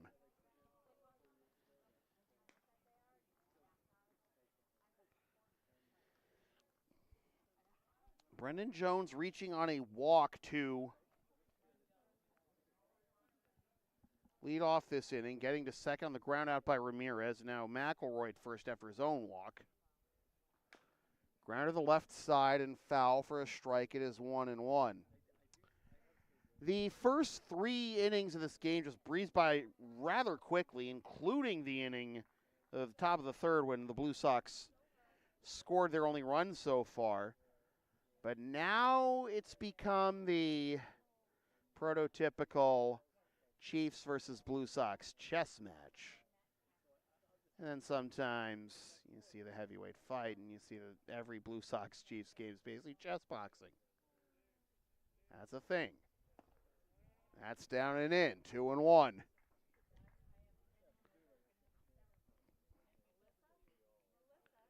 I had only learned of chess boxing being an actual thing only a handful of years ago, but there's a track, I believe, on Enter the 36 Chambers, first Wu-Tang album, called The Mystery of Chess Boxing. Well, that curveball isn't anything to F with, and it is 2-2. It's YouTube, I can say it. I didn't say the whole word anyways.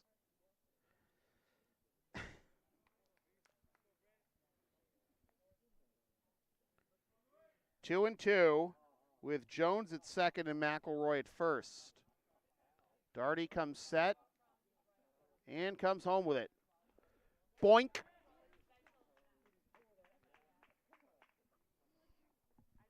Ball 3, and now 2 runners in scoring position. Hey, I've seen this movie before. A wild pitch puts Jones at third and McElroy at second. A full count to Luis Atiles, who had the last Blue Sox hit. A double leading off the fourth. Then stole third, but was stranded there.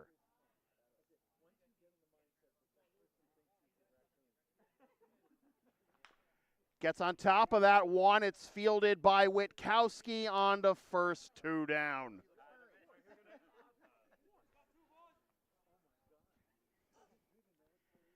That was probably going to be up and away for ball 4.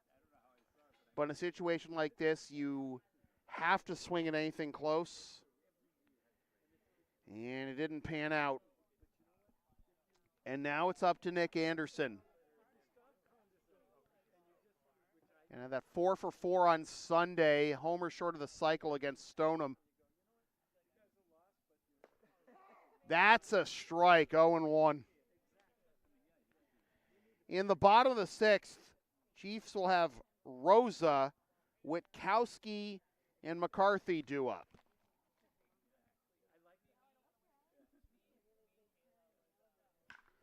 Lined up the middle and into center field for a base hit. This game is tied. Here comes McElroy. Blue Sox lead again.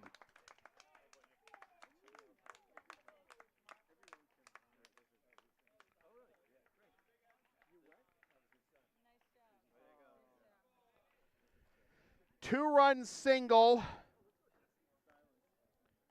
for Nick Anderson, plating both Jones and McElroy. And Jesse McCullough, and ready to pinch hit here for Anderson Jimenez. But first, looks like a pitching change for the Chiefs, and actually a slew of changes. We're going to see the merry-go-round here employed, and Teddy Juba going out into the field.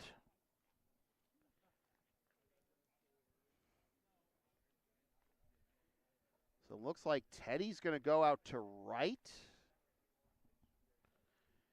And we'll see Soares pitch, it looks like. Oh, Tay's at second. Didn't realize he had the knees for that. All right. Anyways, so the Chiefs lose the DH as Teddy goes to the field to play second. Salinas is now at first. Soares is now pitching. And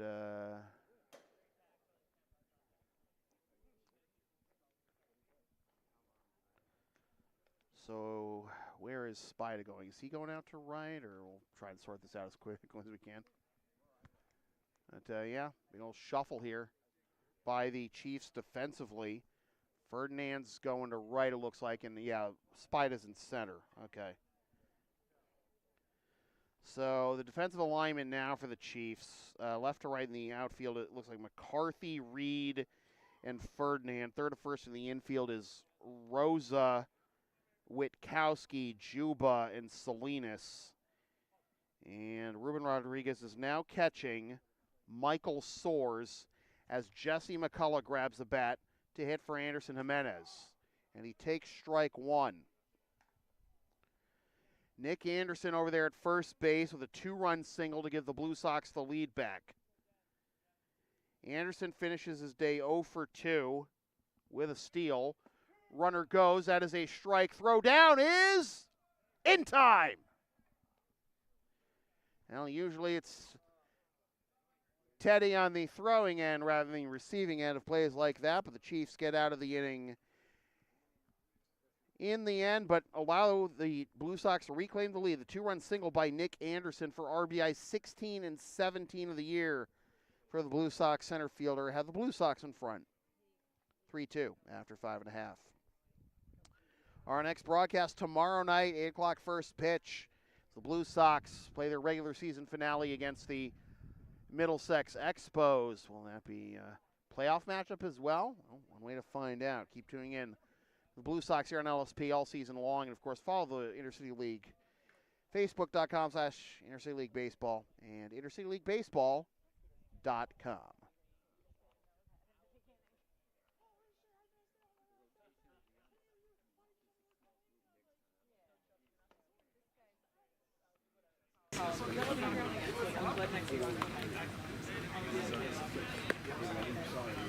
He comes in again.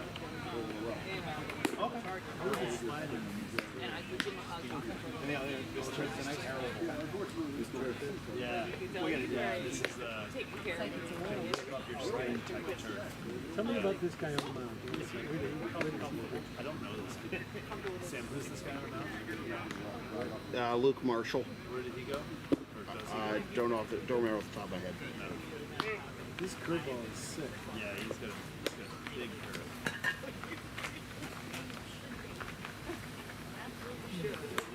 And he's got really good form.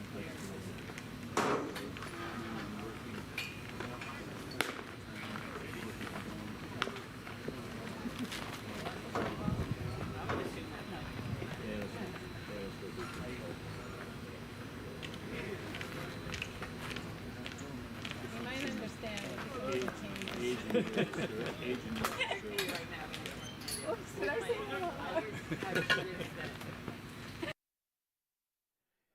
It's live TV, folks. That's on the inside corner for strike one to Carlos Rosa. Luke Marshall back out there after preventing the floodgates from opening in the bottom of the fifth. Blue Sox reclaiming the lead in the top of the sixth. And Marshall's sick curveball on full display here. It is 0-2. Rosa 0 for 2 with a couple of strikeouts. Up and away, ball one.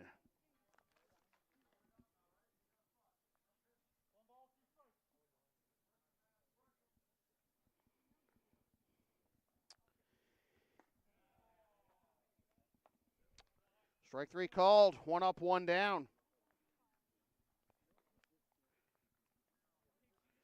Rosa down on strikes for the third time. He and Soares have both won the hat trick tonight. Here's Witkowski. Behind 0-1. Been the focal point of the Chiefs' offense tonight. 2 for 2 with a double and a single. Comes up empty there, and it is 0-2. Witkowski and then McCarthy, and if anyone gets on Tyler Ferdinand.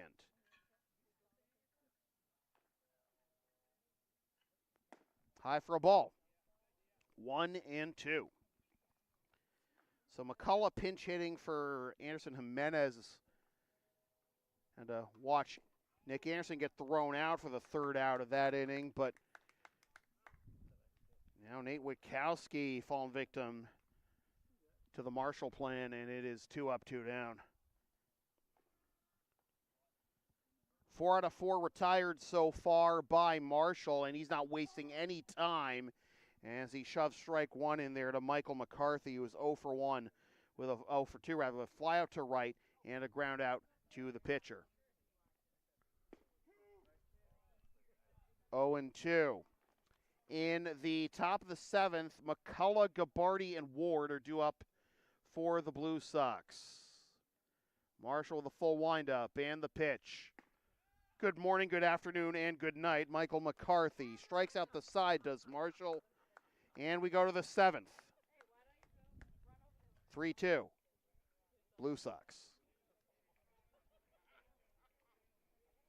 LSP and Shipping Shield are partners in cards. Shipping Shields are the eco-friendly sports and gaming card shipping protectors trusted by yours truly, made in the U.S. and Canada on 100% recyclable cardboard.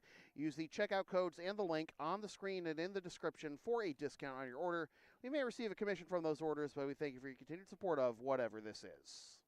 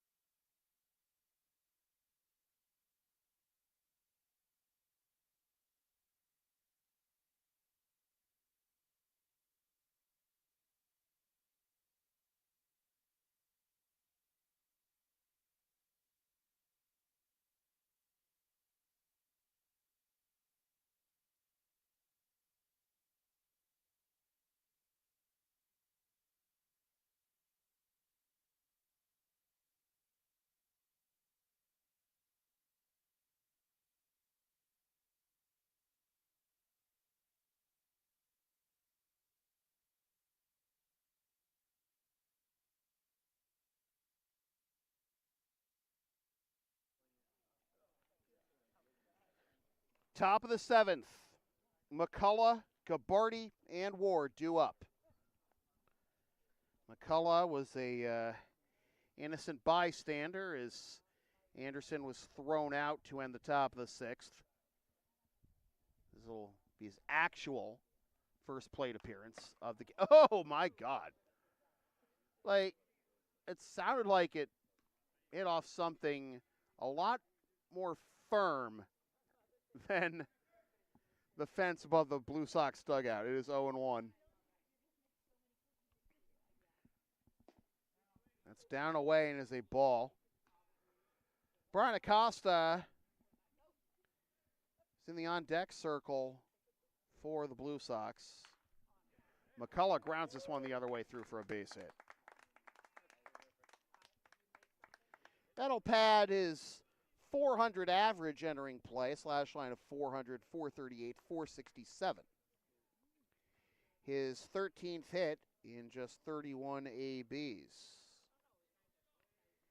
Here's Acosta. Pinch hitting for Dom Gabarty here. Acosta with a slash line of 125, 211, 313. Gets a bunt down, throw to first. The sacrifice is successful.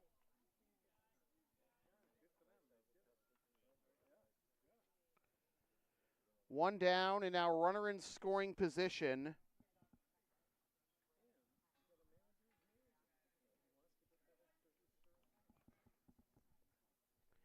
Pat Casserly batting for Luke Ward.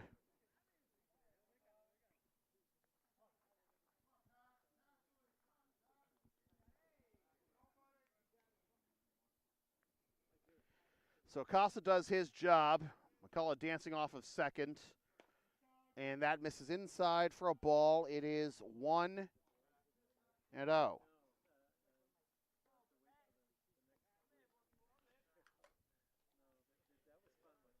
Important insurance run in scoring position here for the Blue Sox. 1-0 is the count to Casserly. Comes up empty. Slashing 214, 313, 286 is Cass. This is 11th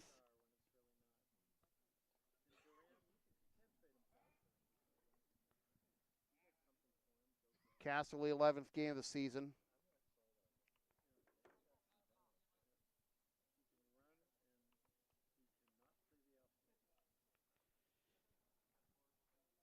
Casterly looking for his first hit since June 23rd, and there it is. McCullough being waved around third. Here comes the throw to the plate. It is offline. Karams away.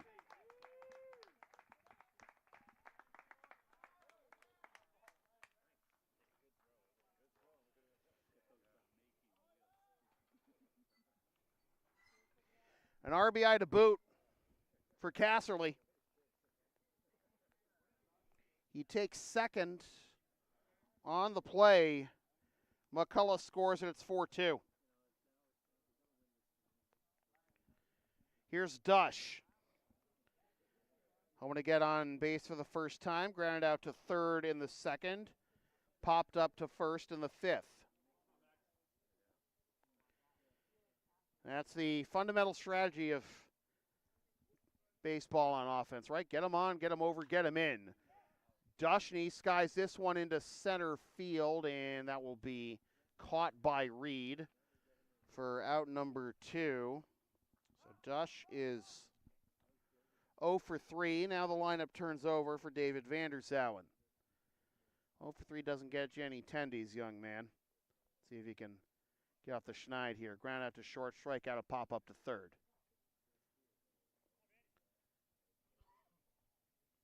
Swings in the first one. Comes up empty. 0-1. Now in the bottom of the 7th, the Chiefs will have the problem part of the order as far as the Blue Sox have been concerned tonight. 9-1-2, Ferdinand, Reed, and Juba.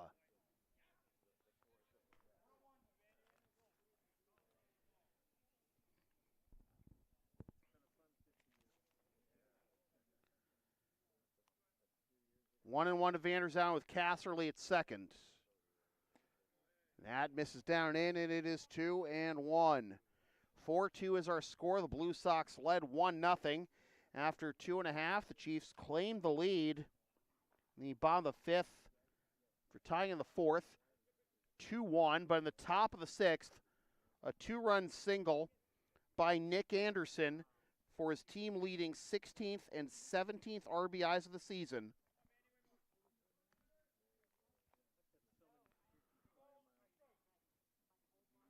And the Blue Sox lead back at 3-2. Now an insurance run driven in by Casterly.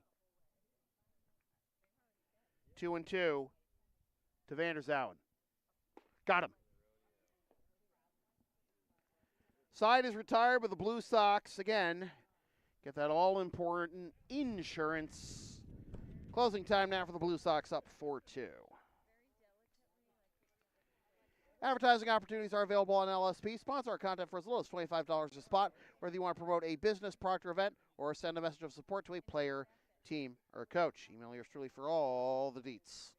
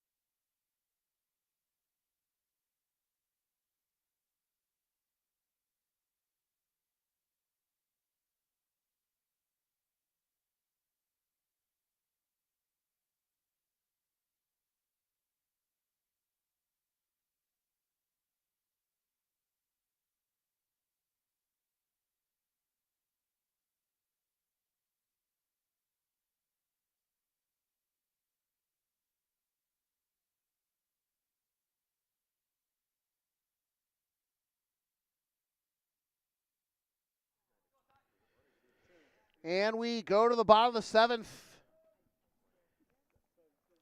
Luke Marshall back out there hoping to wrap things up. Tyler Ferdinand leading things off. Drew a walk, stole a base, and scored last time. Gets a bunt down. Marshall! Safe!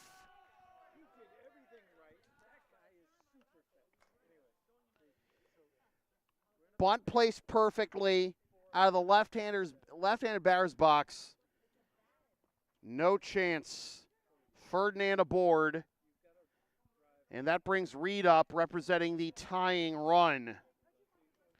First hit of the night for Ferdinand. He's now 1 for 2.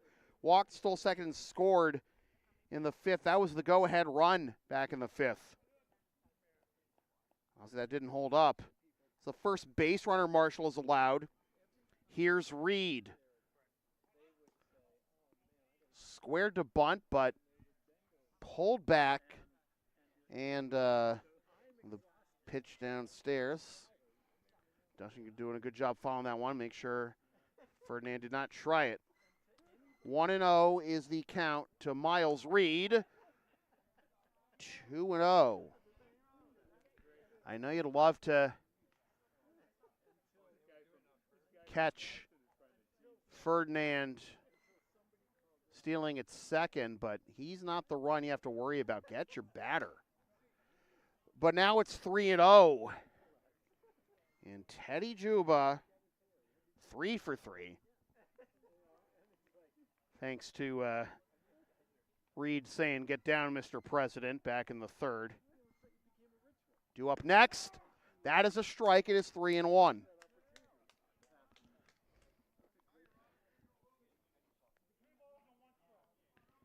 Ferdinand, the first base runner off of Marshall tonight with a leadoff bunt single. Swing and a miss. 3-2.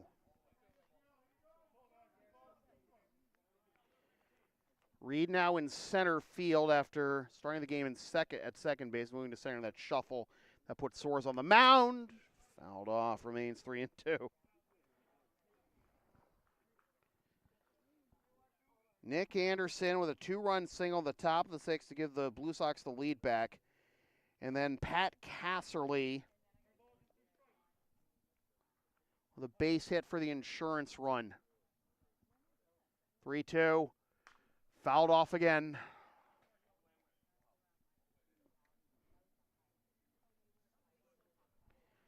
Casserly, by the way, staying in the game. He's playing first.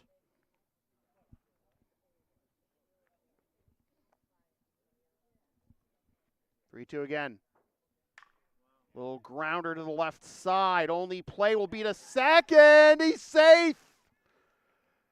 The underhand flip to get the force. Didn't really get off the ground very much. Everybody is safe. It is first and second for Teddy Juba.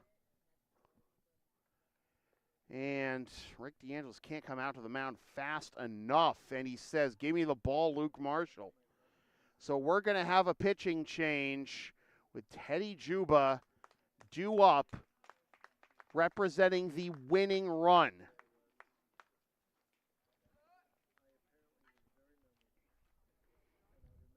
Three for 3 is Teddy with the 3 base hits, and he will not be facing Luke Marshall. Luke's night is done after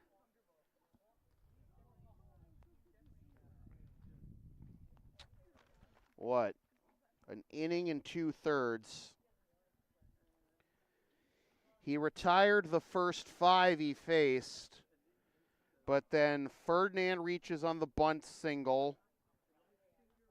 Reed on the fielder's choice where they couldn't get Ferdinand at second.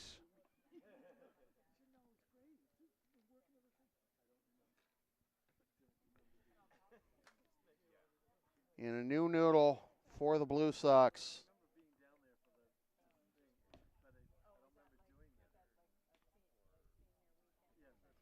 Josh Becker takes over on the mound. Will look to pick up the save. This is his 9th appearance of the year. He's 2-0 with 2 saves. has not allowed a run in 11 innings of work, allowed 5 hits, and 1 walk to 22 Ks. He has played in each of the first 2 Blue Sox Chiefs meetings this year. Got the win on May 28th. An inning and a third, no hits, runs or walks, 2 Ks. And on July 17th, got the save in an inning with no hits, runs, 1 walk, and 2 Ks. Teddy Juba, I want to make it 4 of a kind here with 2 on. The tying run at first, and Juba himself is the winning run. The eagle eye there.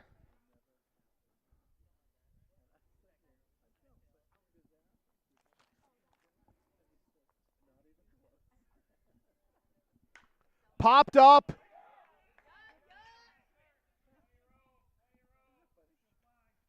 Whew. It's a late call of the infield fly, but eventually it is made and then caught by Atiles for out number 1. That was had everyone on pins and needles there. And you got the breeze picking up too as that ball was carrying and then just was about to drop. Anything could have happened there in the end. Atiles catches it. 1 down, first and second. Here is Yariel Salinas. 1-0. Salinas 0 for 2, struck out in each of his first 2 ABs, and then walked last time up. He was the last batter that Draper faced. They called a balk. No pitch. That was a balk. And that puts the tying run now in scoring position. It's a matter of, I mean, you understand Becker's hope to, work quickly, keep the batters off their rhythm, but he apparently did not come to a set, and that puts Ferdinand at third, Reed at second on the balk. So the tying run is now in scoring position. 1-0 is the count. He did it again? He did it again. It's another balk. It's 4-3. Wow, Rick DeAngelis not happy. Called back-to-back balks called on Josh Becker that have brought home run number 3 for the Chiefs. Now put the tying run 90 feet away. Rick DeAngelis incensed. I haven't seen Rick get this wound up over a call in a long, long time. A couple of calls, in fact. Ferdinand scores on the second consecutive balk. Reed is now at third.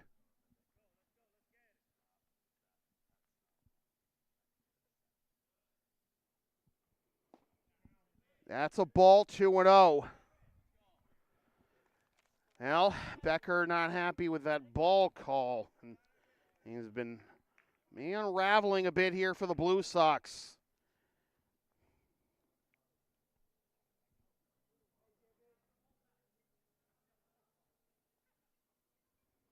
Swing and a miss.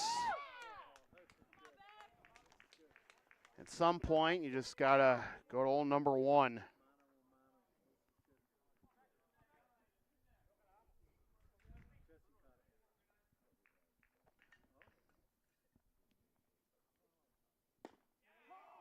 At the knees for strike 2.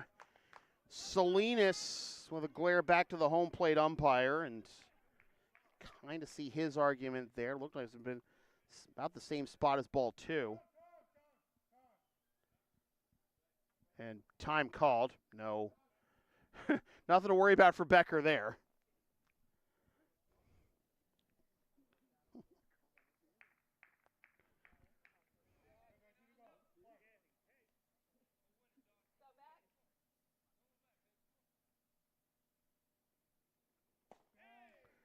Ball 3, definitely down.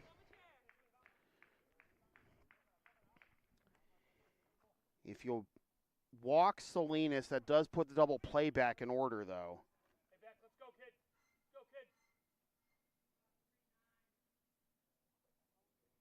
Swing and a miss, strike 3.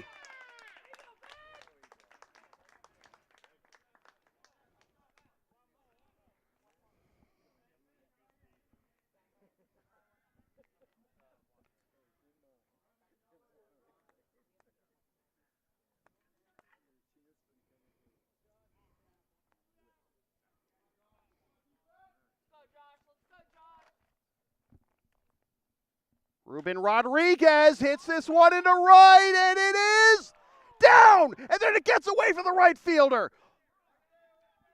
This game is tied. And Rodriguez into second as the winning run.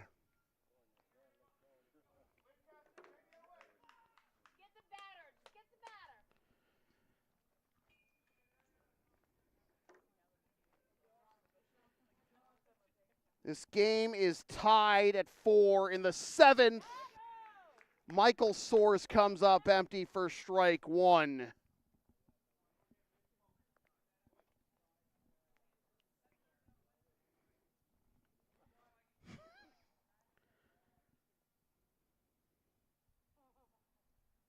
Swing and a miss. 10-23.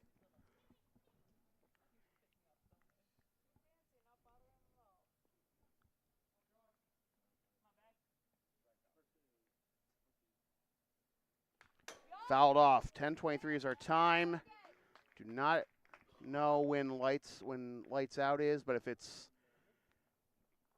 got to be soon, I imagine. That's obviously not something that either side wants to think about. The Chiefs want to win this one. The Blue Sox, they can't just drag it out. They don't want to worry about getting saved by the bell or saved by the lights or whatever.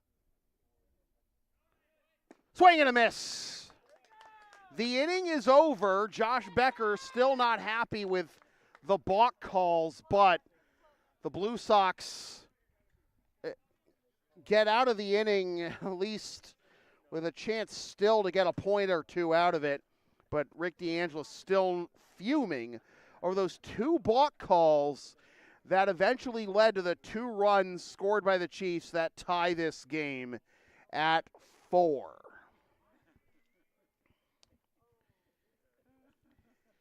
When I say LSP has something for everyone since 2011, I by God mean it. Sports, live events, pet sitting and walking, tech help, errands, and a whole lot more. Find our Thumbtack page, Linktree, LSP37, or email yours truly so we can proceed to give you what you need. And if you need bonus baseball, that is what we've got in store here.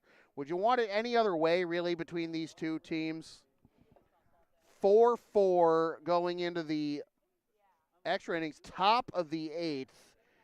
The Blue Sox were 1 out away from coming away with a victory, but 2 balks committed by Josh Becker with runners at first and second in relief of Luke Marshall.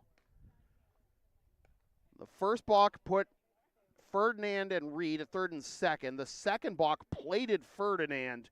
And then Ruben Rodriguez with the game-tying double bringing home Reed. Again, most fun you can have on a Wednesday night, right? Rick D'Angelo still talking to the umpires, trying to figure out what the issues were. I mean, he didn't. Becker, the argument is he didn't come set. That's obviously a balk, but like what determines? It's the whole John Boy's balk copy pasta, right? Okay, wait. A balk is do not do a balk, please. All right, we go to the top of the 8th, and the Blue Sox and Chiefs start all over. Brendan Jones, triple and 2 walks and 2 runs scored, takes strike 1. Soares, who just struck out to end the bottom of the 7th, back on the mound. That's strike 2, 0-2, and Jones not happy about that call, it seems.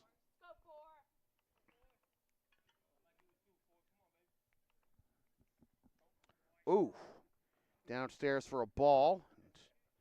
Rodriguez protecting his. Soares, this is his 7th appearance on the mound this year. 1-0-1 with 2 saves at a .84 ERA in 16 2/3 innings. Fouled off. He pitched in the game May 28th against the Blue Sox, went 3 innings, allowed 2 hits, 2 runs, only one of which was earned, walked 3 and struck out 3.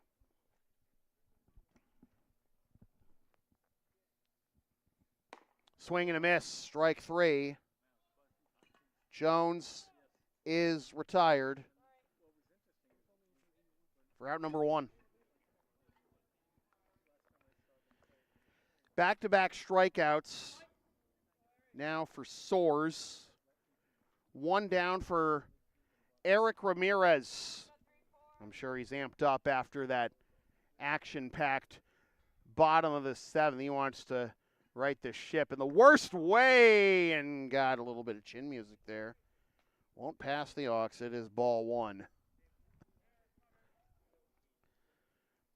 Looking for something over the plate to maybe drive into the ball field on the opposite side of the rotary here at Maplewood. 1-0. Down the line, that is snared by the third baseman, and then the throw gets away from the first baseman. Ramirez is on his way to second. Whew. That ball was ticketed down the line for extra bases. The diving stop at third by Rosa, but the throw was offline, and Ramirez ends up in scoring position after all. And offline throws tonight have been the death knell in certain situations tonight for the Chiefs defensively. They've also benefited from some tough throws, including the one that they tried to force out Ferdinand at second, the bottom of the 7th.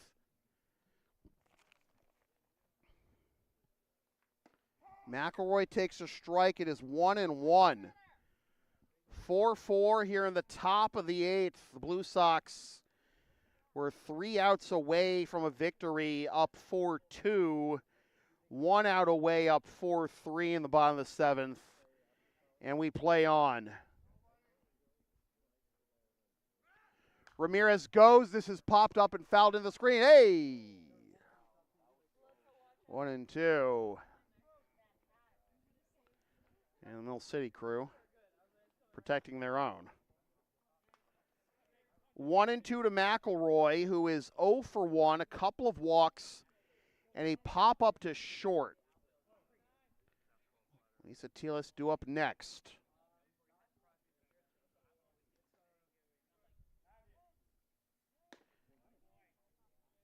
Two and two.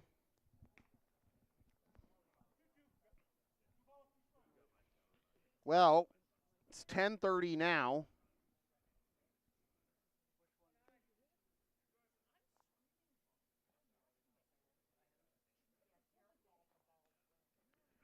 Runner goes, pitches down and away, and bobbled by Rodriguez. Good job hanging on to it. I'm sure he thought that was strike 3 too, but instead it is runner at third, 1 down, full count. Ramirez picks up the steal, and he wasn't able to back in the third. Go ahead run 90 feet away, and McElroy grabs the one to the left side, and a great look by Witkowski gets the out at first, and then Ramirez is safe! No gamble, no future, right? 5-4.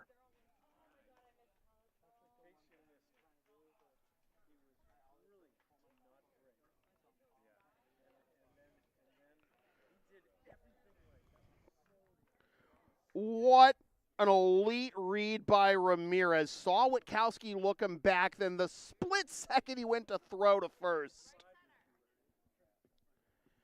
Took off. Atiles the other way to right. It gets away from the right fielder. Atiles loses the helmet. He's on his way to third. That is an insane throw, but it's bobbled. Oh my goodness. That was an absolute snot rocket out of right field by Tyler Ferdinand, and he nearly got Atiles. But Atiles is safe at third on what initially looked like, off the bat, it looked like it was going to be gone. Then routine fly ball, not in the least. And Ferdinand still nearly made up the difference. They're going to put Anderson on with first base open.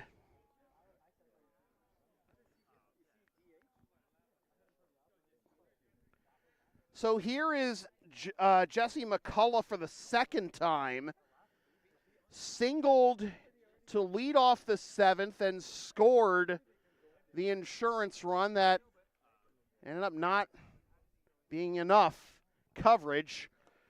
And he looks at that one go downstairs for ball one. So runners at the corners, 2 down.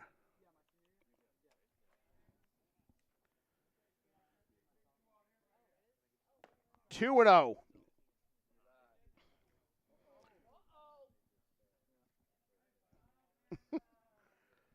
Anderson taking second, catching the defense napping, but they weren't asleep at the wheel enough to allow Atiles to score. He thought about it clearly.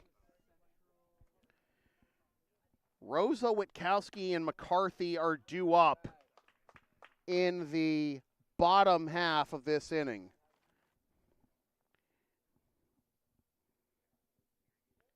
Three and 0. Ball 4, bases loaded for Brian Acosta. Now Acosta laid down a bunt, sac bunt his first time. Pinch hitting for Dom Gabardi. Oh! Acosta comes up empty there. It is 0-1. 5-4 is our score. The Blue Sox reclaiming the lead here in the top of the 8th, extra innings. That is outside for a ball and is 1-1. And looking for more.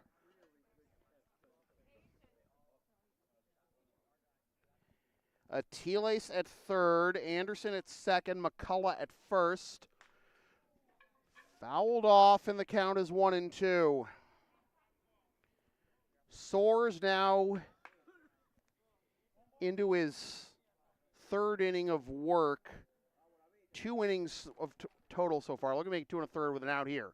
And he does. A strikeout leaves the bases loaded for the Blue Sox.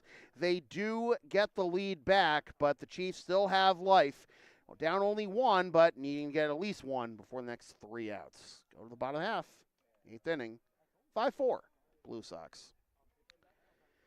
The LSP store is open. Get yourself a DVD or digital copy of most past LSP video broadcasts or one of several different designs of stickers, shirts, or other merch, including some stuff with my dog, Tina the Long Arena, on it, and some words I probably said on this here YouTube channel over the years. Email yours truly for game videos, or it's the Creative Spring store for merch. I almost wish I didn't play at all. I appreciate it.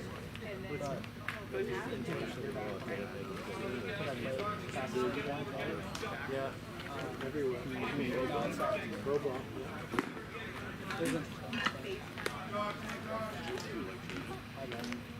It's like it's kind of perfect. I was 9? Yeah.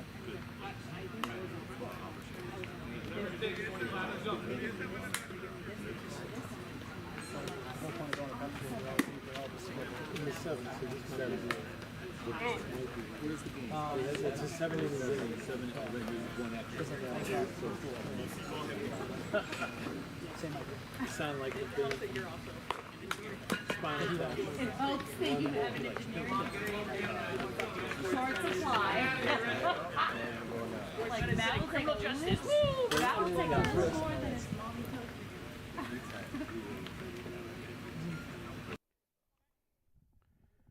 We go to the bottom of the 8th. The Blue Sox, another chance to close it out. Unsuccessful with a 2-run lead in the bottom of the 7th. Rosa leading things off down 1 in the bottom of the 8th and comes up empty for strike 1. The Chiefs tied the game in the bottom of the 7th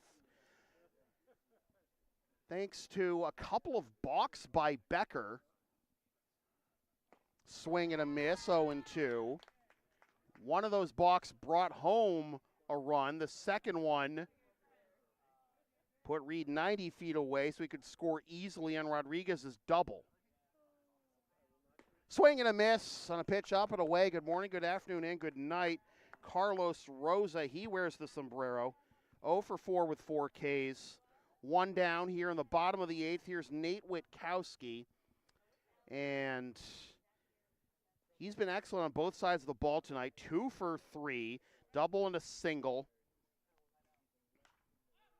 Pops this one up foul, and ooh! Out of play, 0-1. And he's done a good job defensively. You know, that error early on didn't come back to bite the Chiefs in the end. Just some heads-up base running by Ramirez on that grounder to him in the top half of this inning allowed him to score the go-ahead run, and that hit him. So the tying run aboard for the Chiefs as Witkowski reaches for the 3rd time tonight. And here is Michael McCarthy hoping to get on base for the first time tonight. A fly out to right, a ground out to the pitcher, and a strikeout looking. Becker delivers. Fouled off, strike 1. And with Tyler Ferdinand due up next, I don't think if you're the Blue Sox, I think you'd like to see a double play ball to end this one and not allow Ferdinand to cause more chaos. Swing and a miss, 0-2.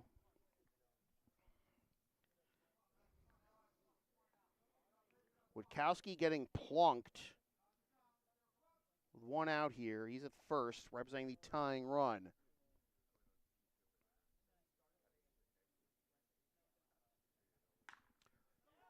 Up the middle and into center for a base hit. Puts the tying run now in scoring position. Good piece of 2-strike hitting by McCarthy. And now it's 1st and 2nd for Ferdinand. Is there any chance at all he lays one down here? You might not try to do that to sacrifice. You might try to do it for a hit. He's swinging, and he's swinging out of his shoes and socks for strike 1. Bunt single his last time up, and then came around to score on the 2nd balk by Becker. Fouled off the other way. It is 0-2.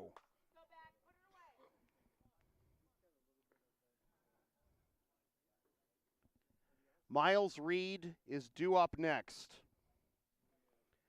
Ferdinand had a great recovery on the ball that Atiles hit.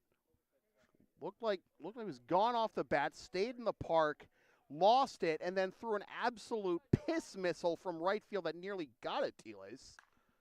Fouls that one off. The kind of guy who will make you earn everything on both sides of the ball.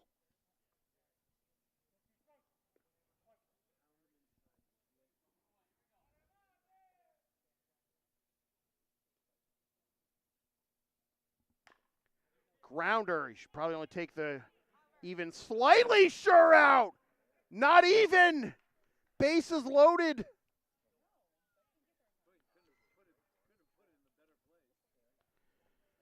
So the bases are loaded with one down.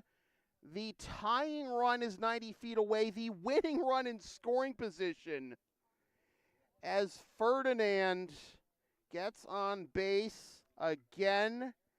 And here is Spida. Reached on a fielder's choice and scored the tying run last inning. Grounder, got to come home with it, right? No, they'll can only go to first, and this game is tied again.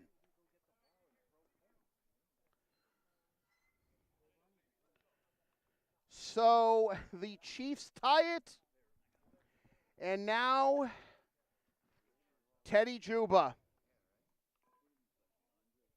Or maybe not. They will put him on, and that will bring up Yariel Salinas.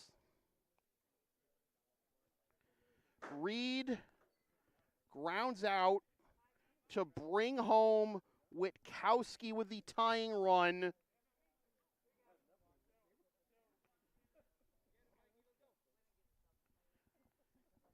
Winning run 90 feet away for the Chiefs.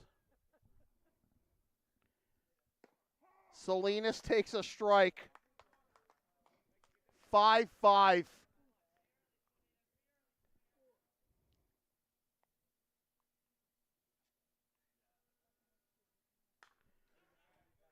Oh and 2 is the count.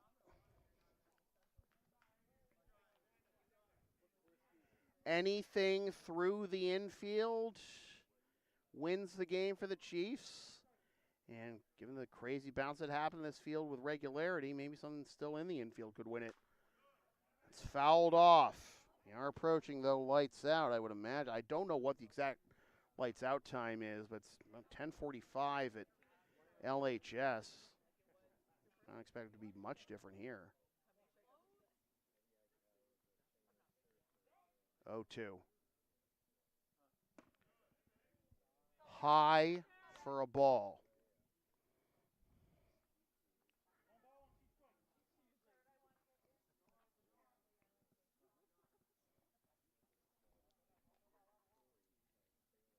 Swing and a miss. That is the 17th strikeout tonight by Blue Sox pitching, but all it does is send us to the 9th, tied at 5.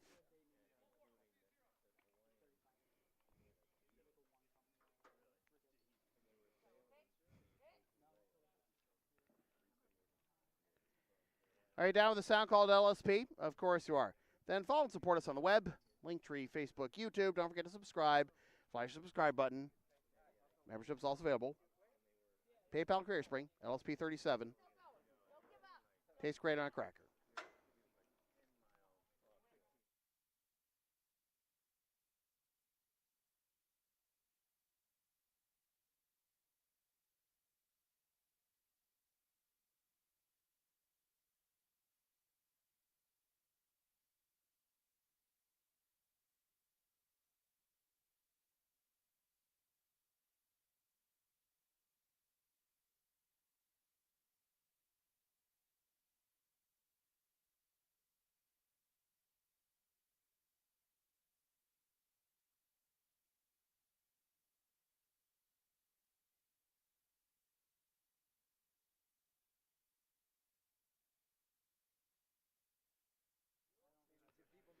We go to the top of the 9th.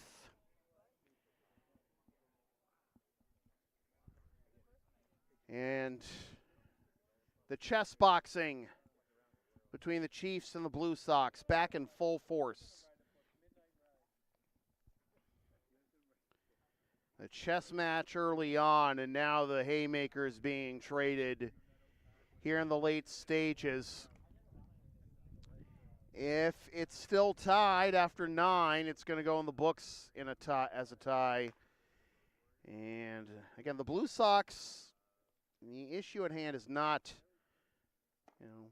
a tiebreaker or winning the season series against the Chiefs.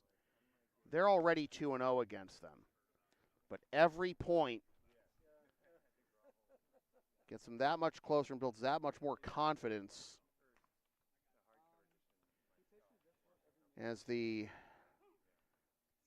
postseason approacheth.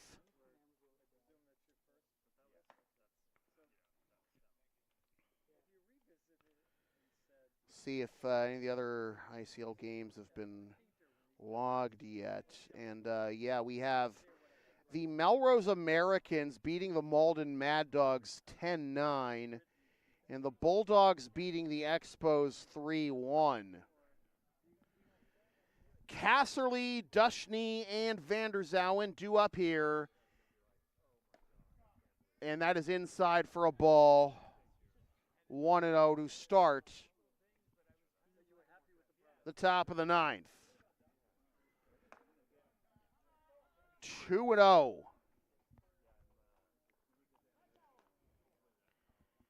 Casserly, RBI single, his first time up in the seventh.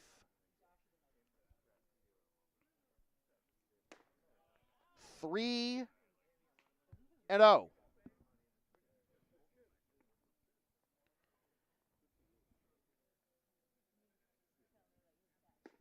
That's in there for a strike. 3-1.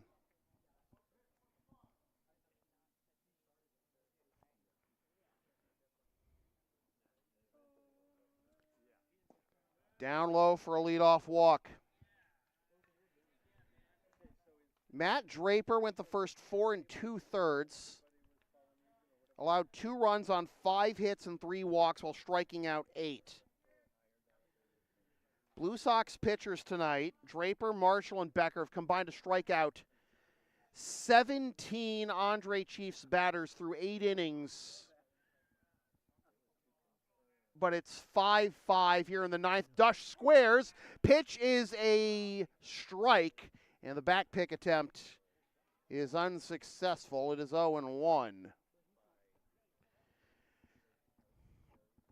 Casserly draws the walk, so now he's been on base on both of his trips to the plate. Single in the seventh, walk now. Dush behind 0-1. Squares.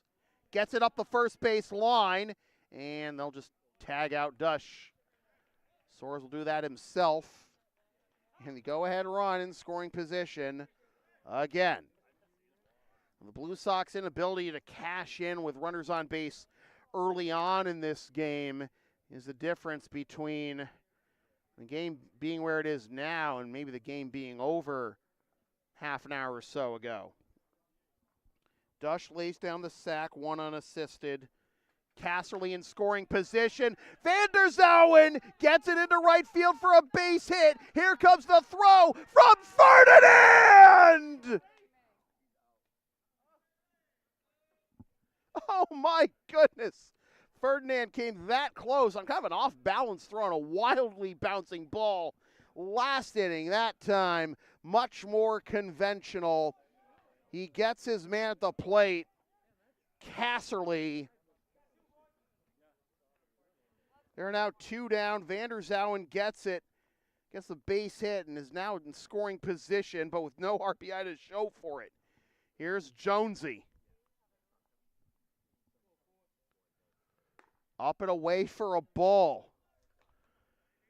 And in the bottom of the ninth, middle third of the order due up for the Chiefs.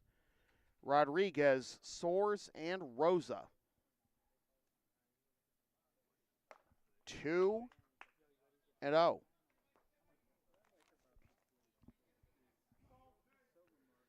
This game started, as I said, with Blue Sox unable to cash in with 2 runners on in both the first and second. 3-0. They only had 1 run in the first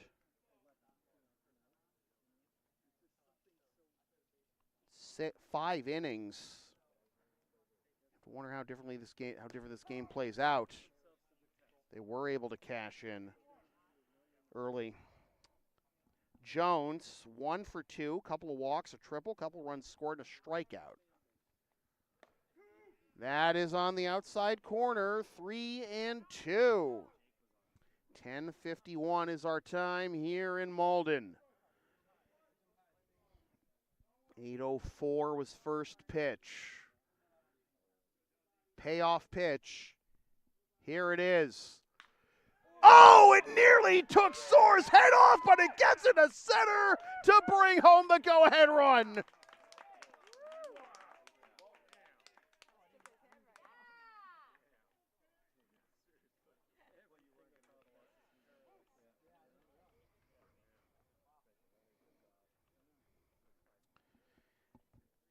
You want another Wu-Tang Clan reference? Back, 4th and 4th. Check out my gravel pit. Ramirez trying to get some separation somehow, some way. Fouls that one off for strike one. Vanderzouwen scores on the RBI single by Brendan Jones. Folks, the postseason is just around the corner. Ramirez with a base hit and a run scored his last time. Goes to the backstop. Rodriguez he's gotten a workout there tonight. Wild pitch puts Jones in scoring position.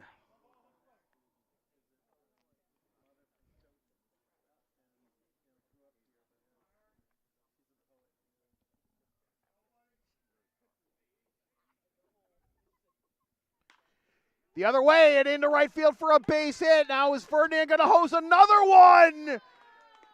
No. And then that one gets into center field. Ramirez is still on his right of third. Oh, safe. Slid off the bag earlier this game, but gets a huge insurance run there. It is 7-5.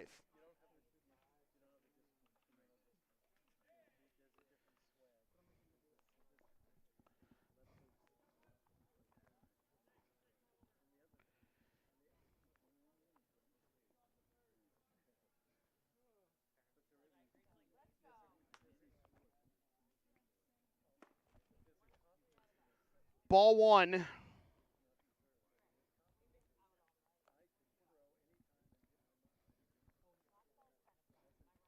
To Jake McElroy.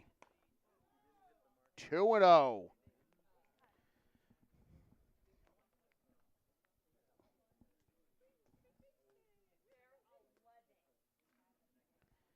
McElroy, a couple of walks, pop up to short and a ground out to short.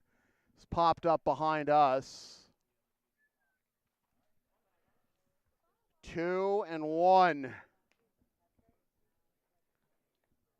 Oh, man, we're in postseason mode already, huh?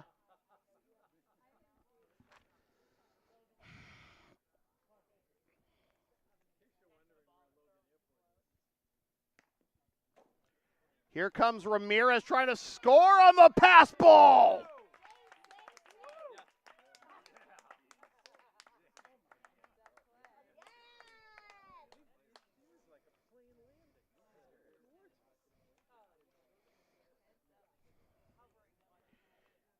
It's hard to visibly have so much fun playing baseball while also be incredibly good at it. But you can see that in the way Eric Ramirez plays. McElroy draws a walk. I do have to wonder about the curfew, though. Like, when is lights out after all? It's 10:55.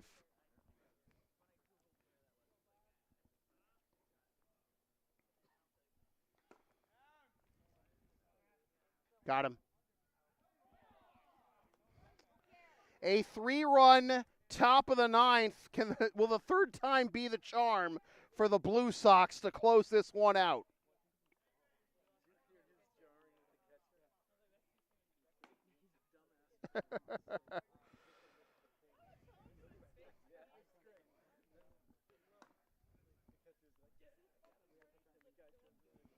Quick warm-up tosses here, as you can probably imagine, for the Blue Sox trying to play beat the clock.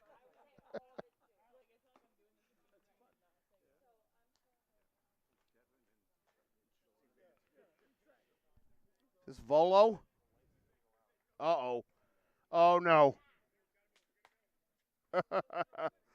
I think Rick's about to get the bad news. His lights are going to go out soon, and the thing is, if the lights go out in a situation like this, the result reverts to the last completed inning, and yeah, the Blue Sox not happy with this news.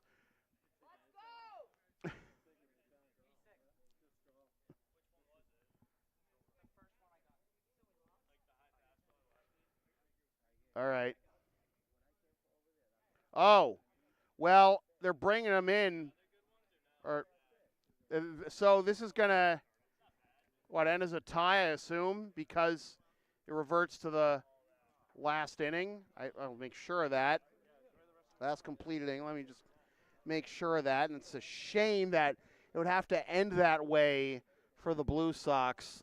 Just 1 second. Hold on. Sammy, it ends in a tie, right? Well, next time, let's go to Suspension. the casino and you'll tell me what to do. Well, I think they're apparently going to suspend the game. Maybe not call it right now. But I guess so. The game is suspended, Sammy. All right. So I guess we'll have to finish it at some point. Maybe do like a weird 3-team doubleheader at some point, or we'll figure it out. I don't know, folks, but to be continued, I guess. Game suspended due to darkness. 8-5 going into the bottom of the ninth. Blue Sox in the end. Well, we'll see. This gets completed, win or if it will. But Blue Sox had to earn every single hit and run that they had in this game. It's still not over. But these are the games you got to play and the games you got to win if you're going to become champions once again for the first time since 2021. It's already matches the longest stretch of seasons without a championship for the Blue Sox. 3 consecutive, their first 3 years in the ICL, 95 to 97. And then the 99, 2000, and 2001 season, the only other times that the Blue Sox had gone that long without an ICL title, and hoping to put an end to that this year. But to be continued, I guess. 8-5 is your score in the bottom of the ninth between the Andre Chiefs and the Lexington Blue Sox. With that said, this has been a presentation of LSP, something for everyone since 2011. Copyright 2025. Unauthorized redistribution of any portion of this broadcast without the express written permission of LSP is strictly prohibited. Reminder, you can support future LSP content by buying shipping shields using the link and codes on the screen and in the description. Sponsor future content by emailing yours truly for advertising details, hire us to work your next live event, or whatever else we can do for you on any given day. Buy some of this fabulous merchandise or videos of past LSP video broadcasts, and of course, follow sports on the web. Linktree, Facebook, YouTube, you know the drill. PayPal, Creator Spring, LSP 37. I'll see you tomorrow night. First pitch, 8 o'clock. The Blue Sox host the Middlesex Expos over at LHS. Time next, it will be the Blue Sox 8 and the Chiefs 5 going into the bottom of the ninth. For all my righty friends here at Maplewood, my name is Sam Feely, reminding you forever and always, freelance isn't free. Thanks for tuning in. Fresh for 2025. Suckers. Lights go out.